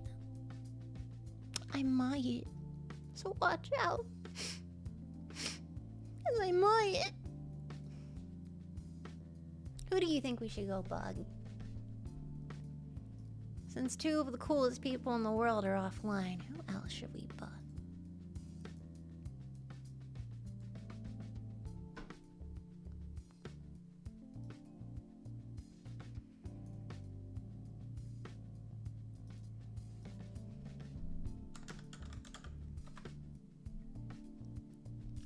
I'm not small. I'm just hanging out, man. I'm just hanging out, man.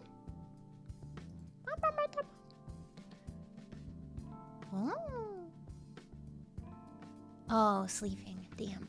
Okay. Oh, there's a lot of people on.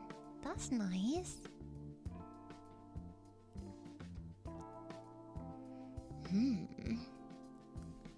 So many cuties. Let me check something. Oh, don't go there. Oh.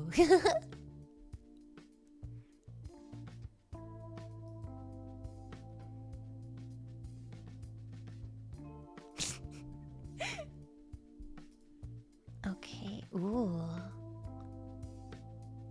Nope, wrong one. How about beep? It's my boy. Oh shit. Yes, it's my boy. Oh yeah, definitely. Mel IRL heart confirmed. How dare you! I'm tall as frick, man. No one believes in me. No one believes in me. No one believes in me. Man. If you're only 20 inches tall, I'll inch you. I'll show you where the inches matter. That was a sexual joke. I always wonder after my streams if I'm gonna log in again and it's like, you're banned, bitch, and you deserved it. So let's see. Thank you everyone that submitted to LewdLine today. I'd like to get through a lot more next time. And maybe I'll be less nervous and more prepared and have a consistent phone and just not be as weird. I'm sorry. I was really nervous. This was cool though. I like it. I had a lot of fun. Had a lot of fun on the bun. It's true. It makes me happy. It makes me happy. I definitely got weird today. I'm not gonna lie. I got a little weird. Weirder than my special tail. Give us a lot more of these if you insist. If you need someone to not shut the frick up, I will be your guide. Thank you. Hype Train, thank you. And thank you, Phantasma, for 420. Grandpa, you missed Theron's. No, I didn't. What are you talking? I did both of them. What are you talking about? Literally. Hmm?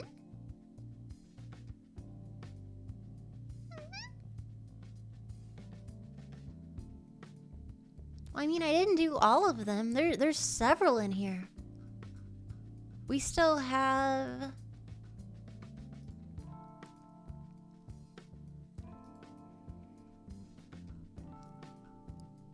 One, 2, 3, 4, 5, 6, 7, 8, 9, 10, 11, 12?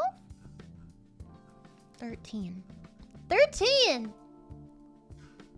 Don't make her count, guys. Yeah, it's the same as any Lewdcast. I can't cover everything, but when it comes to this is very specific, and I think I can get through all of them. You got more material for next LewdLine. Precisely. Lucky 13. Yeah. Maybe we can speed through it if I'm not drinking next time. On that note, speaking of drinking, let's take a big sip of from the jar of coolness, because we got some cool people to go bug. Speaking of bug, you'll have a snail of a time, but don't go too slowly, because snails go I need to eat.